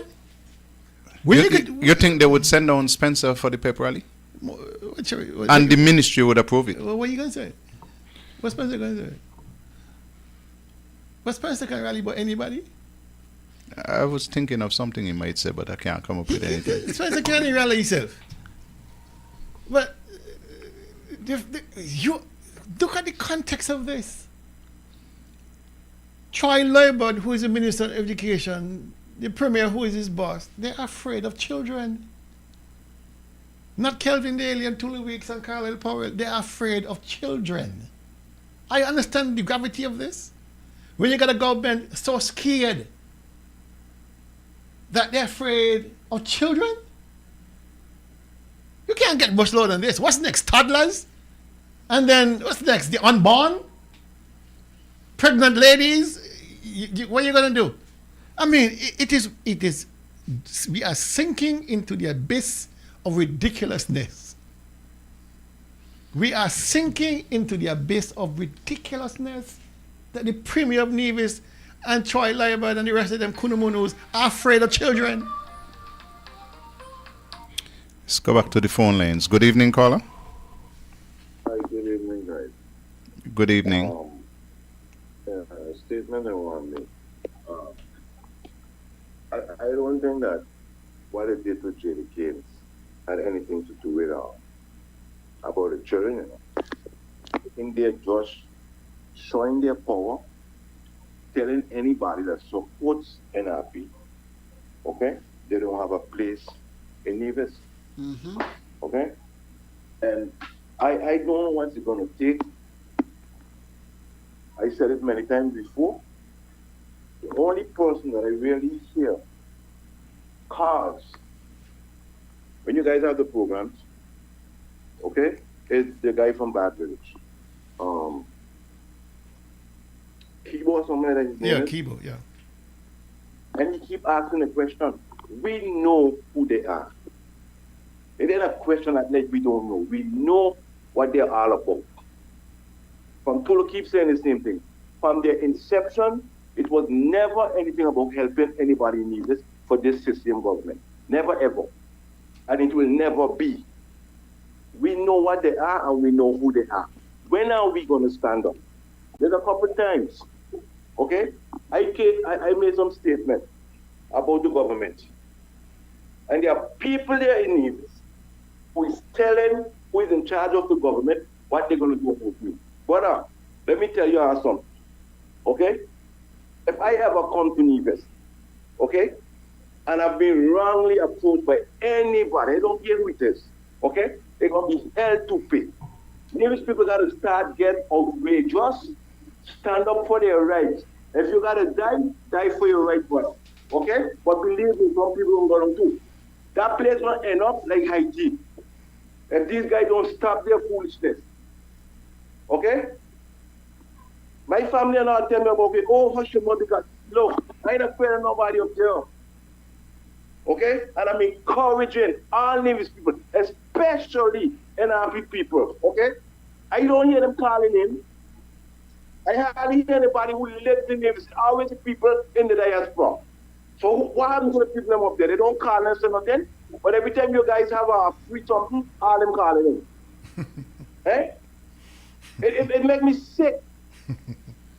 Okay? And I will challenge anyone. Every time I come Nevis, let them make a pass at me. And they'll find out what happened. Okay? People got to stand up. You can't be fearful in these times, especially when that kind of foolishness is happening up here. And it ain't think Nevis alone, no. Also ain't think it's. I don't know what's wrong with our federation. There's something drastically wrong there. Okay? That the whole world is turning a blind eye to. Okay? Up there, it's just chaos. There's nothing properly planned there. Okay? The Constitution itself is like a joke. You know? You have a prime minister, you still have a premier. But you call yourself a federation. Eh? We hear all this kind of foolishness for so many years now. Nobody is trying to fix it. Guys, are you be strong? Thank you very much, caller. All right. Listen, if there is one show in the whole federation which provides a platform for people to speak, is Tell Me. We even have a WhatsApp line so it don't cost you to call in. I don't know. There are some people who still seem to think that they should be afraid to talk. But we've been doing this for since 2005. Why should we be afraid, Powell? You know, in 2012, I'm not. In 2012, the CCM, which included Mark Brantley, assembled a mob in Charlestown and created havoc in Charlestown. The videos are there, people who witnessed it for themselves.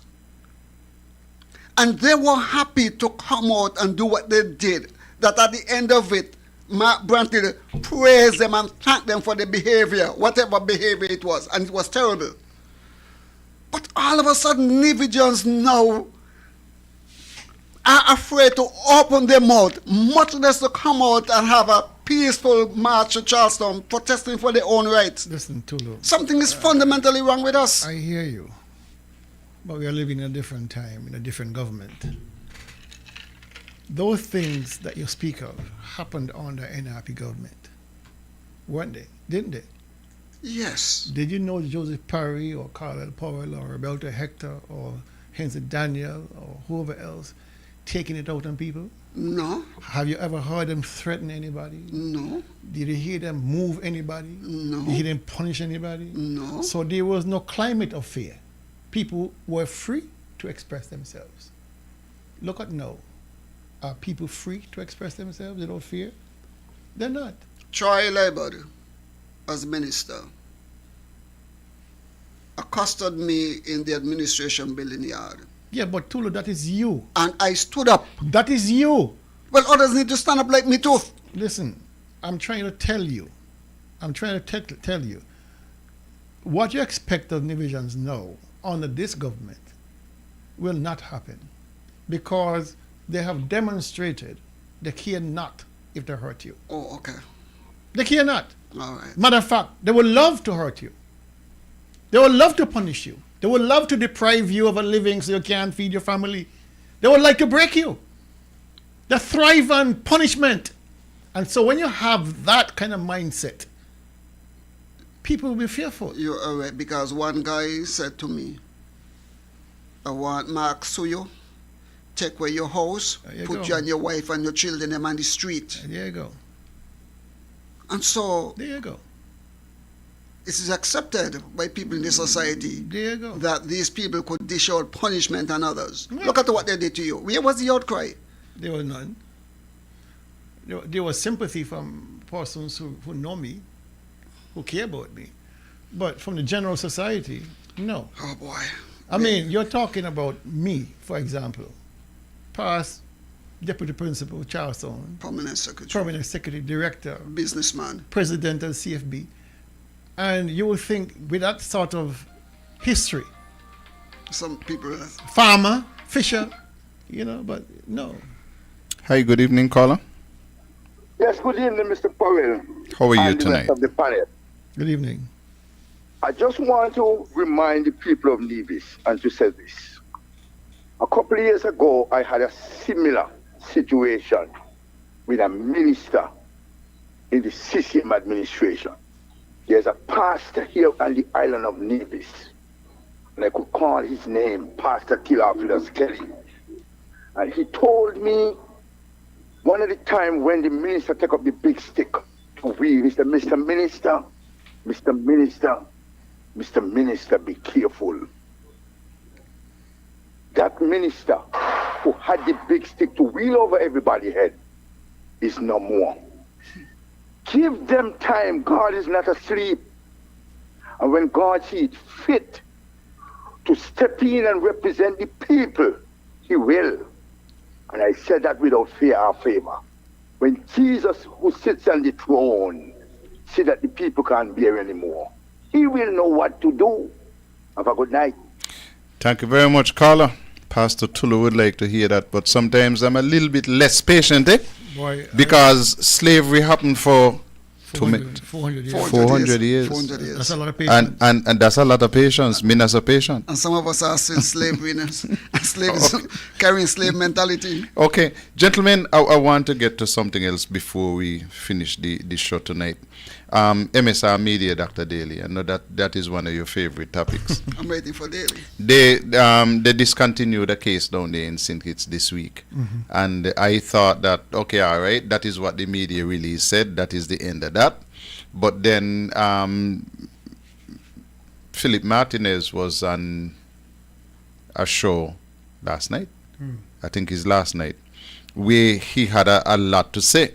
I just want to play one clip from that, and I want to play something from our premier here. So let me see if I can get Martinez up and running. To remind Mark, I say, Mark,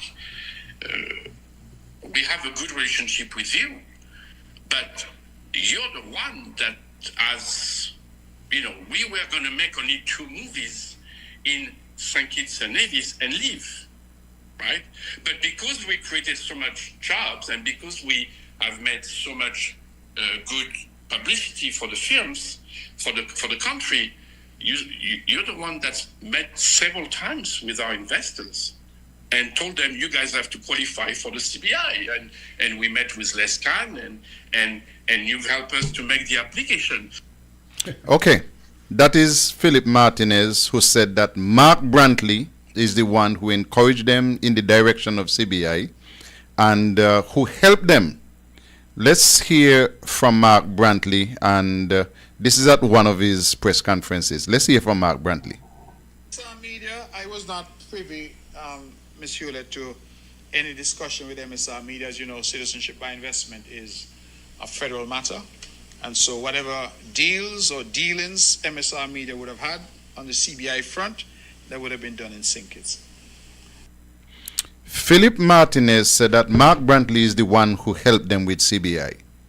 Mark Brantley, in response to a question by Ms. Hewlett at his press conference, oh, no, he pulled out himself quick. It's not me. That is St. Kitts. It's in St. Kitts they dealt with that. I have never seen anybody, apart from the Teflon Don, who has been able to try to extricate himself, distance himself from all kind of people, all kind of matters. His brother Laform down there in, sister they used to call it, in Anguilla, Keatley Lake got himself in all kind of hot water. A $25 million judgment. He, Keatley Lake, and Mark Brantley work together as directors in a company. With Christine Two people, older men, made jail. Mark Brantley was a director. He slipped out the back door. You see, this MSR thing is not done. Because I heard the same gentleman, Martinez, in another clip, giving information that they were going to have to go before Congress and that they were going to have to testify, and that he invited Mark Brantley to come to Washington, and the premier said his schedule full. This is a man who dropped every single thing and jumped on a plane to go to Nigeria. But to go to Washington, to sit in, to witness the thing, he said his schedule is full. Remember, I believe that Mark Brantley saw what was coming, and I believe that there is another storm coming with respect to this whole MSR Martinez CBI matter. I believe Mark saw it, because look what Mark started to do a long time ago. Instead of admitting, yes, I was in cabinet, yes, I was a senior member in cabinet, Mark said, me not in the yard. Are you whatever coming to are you? I was out in the yard. So they were inside making decisions. Not me. I was out in the yard. No matter what he does, Martinez said that he's the one who directed him. That is what he said. That's what Martinez said. Even when Martinez brought his lawsuit against the state, Martinez said that he took his cue from what the Premier of Navy said about the selling of the passport for sugarcake money and something. So there has this long connection together. But he's giving the people the impression that he has no connection with Martinez. I think Martinez's next trick is to try to destroy Mark Brantley. And I invite it. You invite it? I invite it. He said he was communicating with Mark in Nigeria, you know? He said he was sending text messages back and forth tomorrow. Okay. Well, Mark is in jail. Well, Mark was in Nigeria. Yeah, he said it. They still have a relationship. Mark telegraphed the letter that Dr. Harris got. Basically the letter from Martinez. Telegraphed it. Something big is coming. Bombshell coming. Bombshell. You knew. That was a Wednesday night on the show. Yeah. Friday, Timothy got the letter.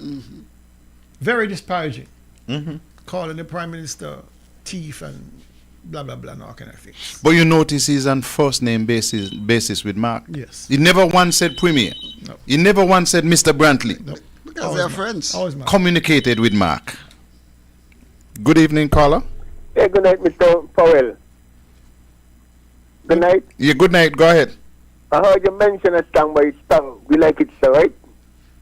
But I would like to Google two other songs by the mighty Sparrow, Education and Good Citizen. And them do these two songs to be a part of your progress going forward into the next general election. Because if you listen to the song Good Citizen, you hear what it's all about.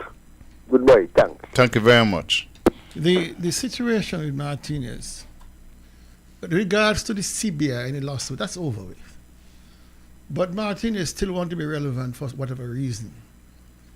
He has tried to extract from Dr. Drew. He has not really succeeded. And the only person foolish enough to entertain any discussion is Mark Brantley. Because Martinez has him dead to center. He would have, in the initial phases, I believe, would have promised Martinez, and he would have shared information with Martinez, which would have formed the basis for the RICO lawsuit. He was the inside man in the cabinet of Timothy Harris' government. And so he was a material witness to a lot of the discussions. He tried, yes, to extricate himself by saying he was in the yard. But I'm certain the cabinet minutes that will be entered into evidence would have showed he was there in cabinet. That is why they have a cabinet secretary. They record who is in attendance at the meetings, what was discussed, what were the outcomes. And so if the matter had proceeded to court, Brantley would have had to be a material witness to that matter, because he would have given evidence to Martinez in his RICO lawsuit against the government. But he tried now, having seen the shit blowing up and people are blaming him for bringing Martinez to the Federation, he started to pull back. I was in the yard. I never discussed anything about MSR, about CBI. Martinez said last night, is you lead me down the road to CBI. I wanted to leave. Yeah. After 2 films, I wanted to leave. You didn't want me to leave. I said, it's you who helped me sign up for CBI. Who are we going to believe? You got 2 liars. So I'm going to ask, so who should we believe? You got 2 liars on the side watching one another across the room. I believe Martinez. You got 2 liars across the room. All right? Martinez has quite clearly said it's Mark leading from CBI.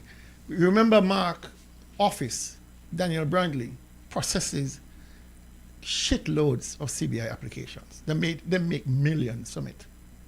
You didn't know that, did you? No. Okay, now you know. I know they was into CBI, but they really how big? They make a mint out of CBI. All right? He would have led Martinez down that path. He denied it initially, months ago when he had his press conference. I don't know nothing about the CBI. That's a sink it's matter. Martinez says he. That's a sink it's matter. But it can be easily proved. Because Martinez is a man, he'd like to tape record people, you know. He loved to tape record people, you know.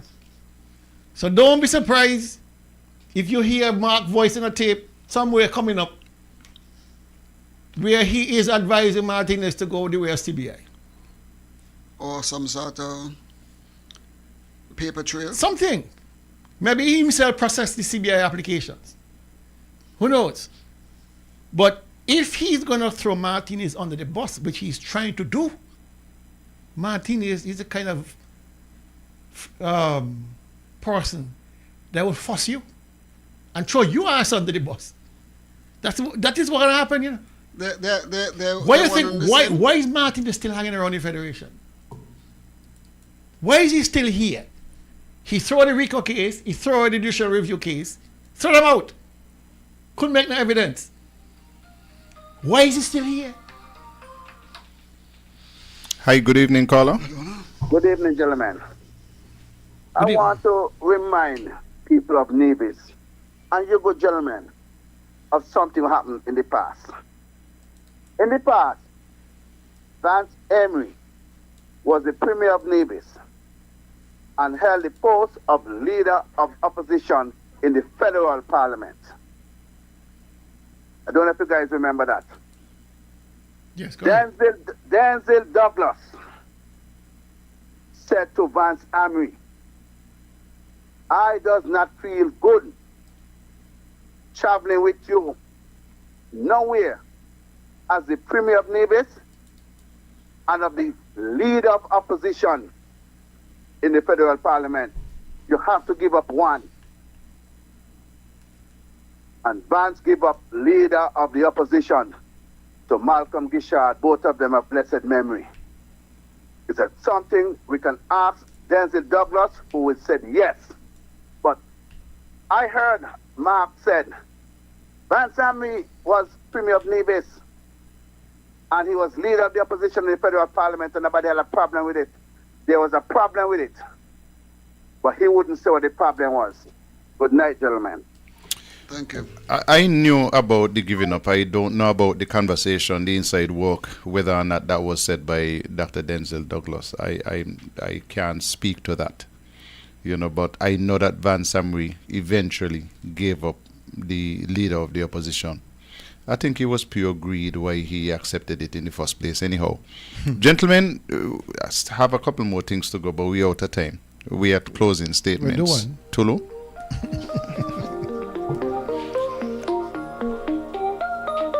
We're going to take this phone call. Good evening, caller.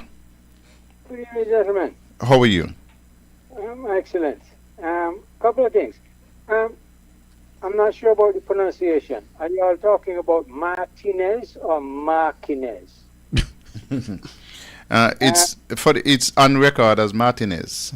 Oh, okay. I can only tell you that. All right. The next thing is, you asked why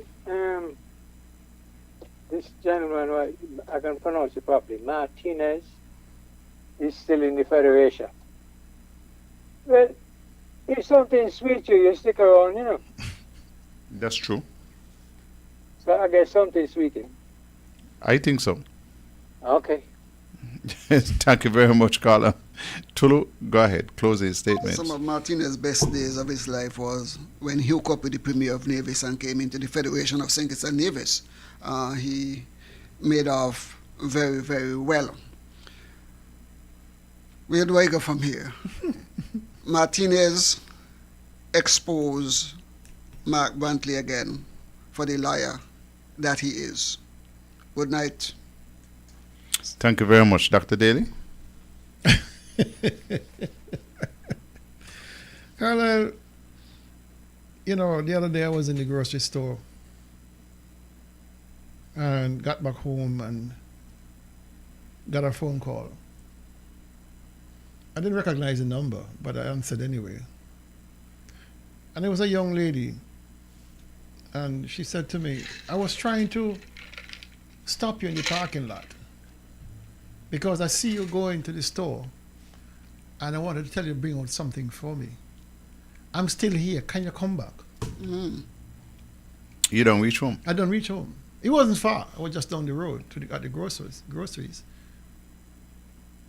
I was like, well, who is this? And she told me. I know the young lady, couple of kids. I know she's a single parent. Very difficult situation.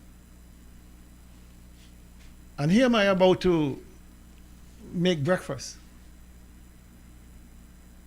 Sitting back with a cup of bush tea and some garlic fried bread and some eggs, piece of plantain.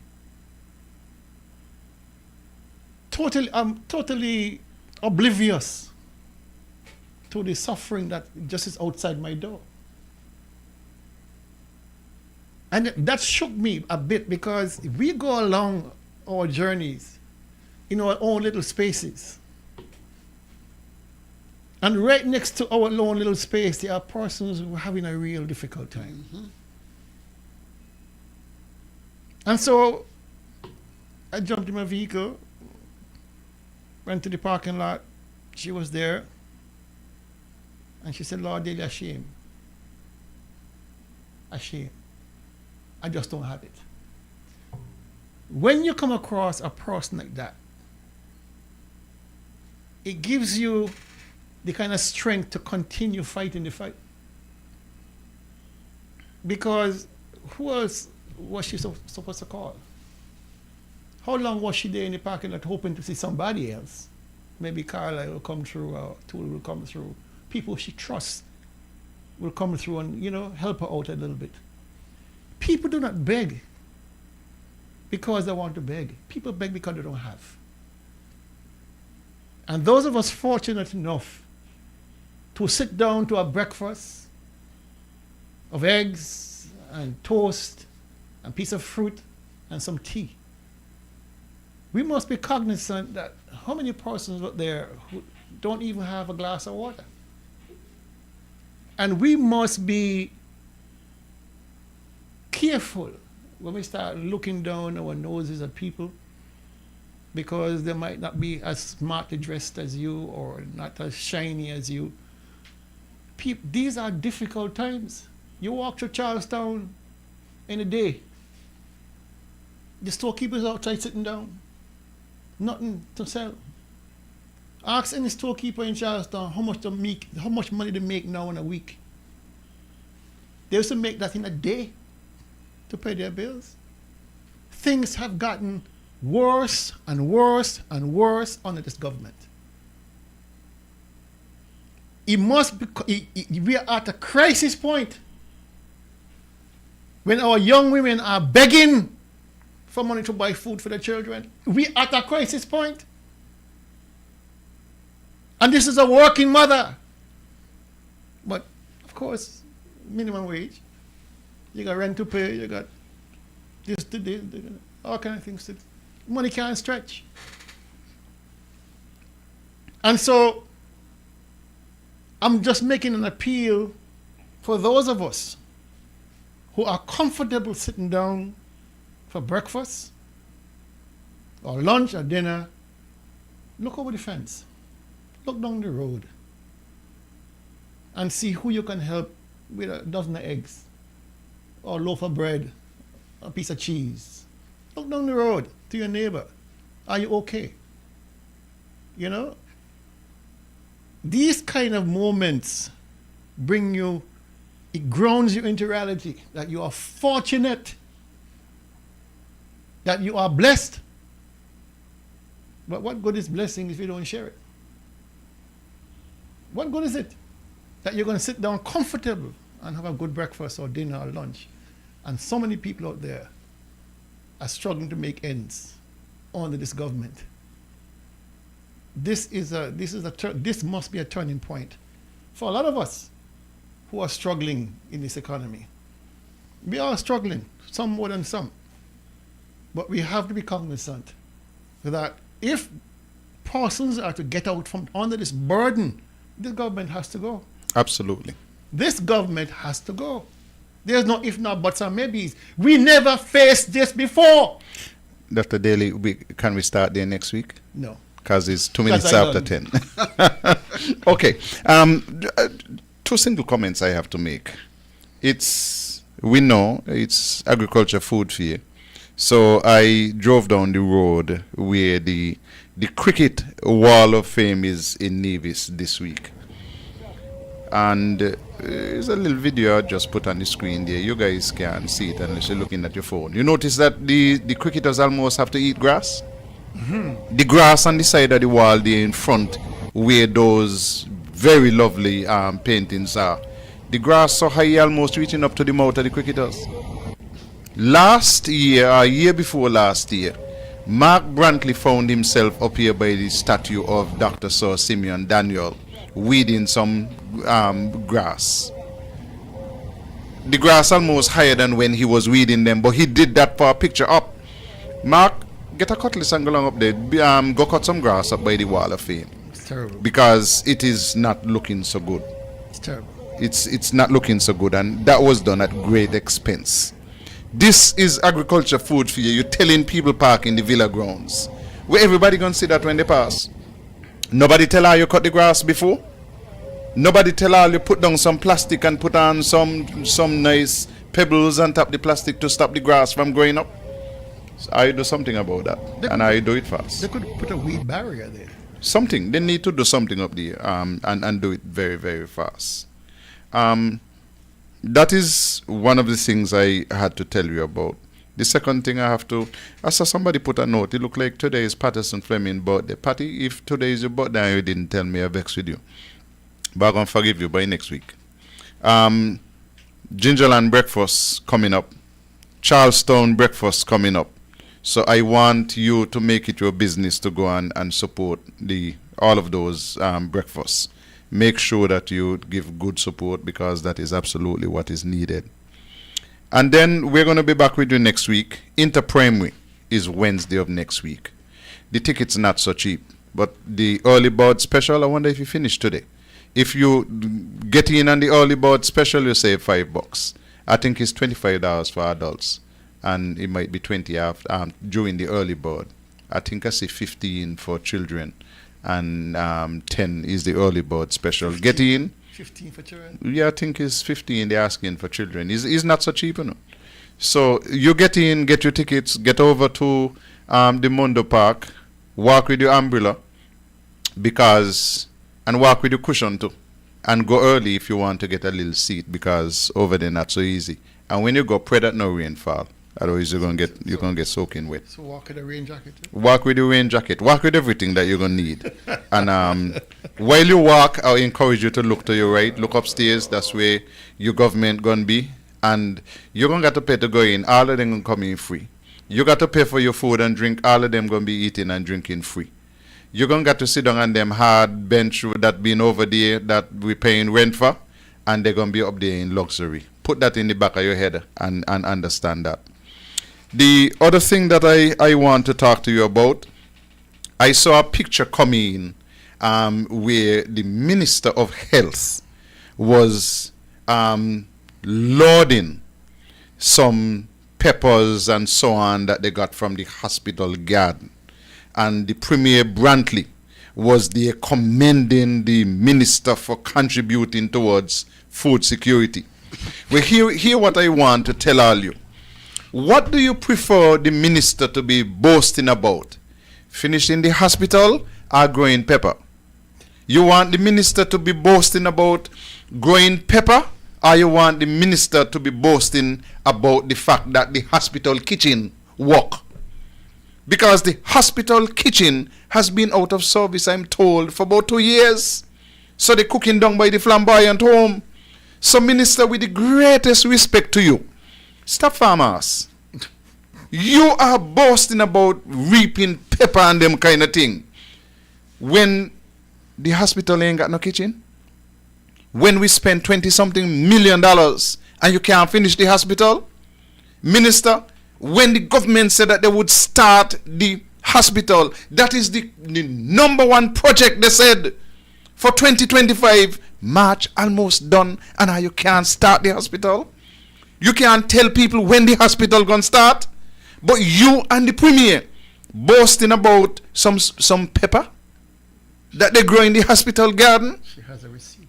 And and not only that, a man who has contributed his whole life in this country went up by the hospital on Saturday with early signs of a stroke, and the family members asked for an MRI, and they said they're going to do it Tuesday. Saturday, they said they're going to do it Tuesday. Where you think stroke does wait on people now? You really think that early signs of a stroke on Saturday, and MRI is one of the things where you use to catch that part of the diagnostics? But you, minister, you're concerned about pepper. You're concerned about reaping pepper and said that is contributing towards food security when people are dead. Jesus Christ, God help me and help all you. Jesus wept.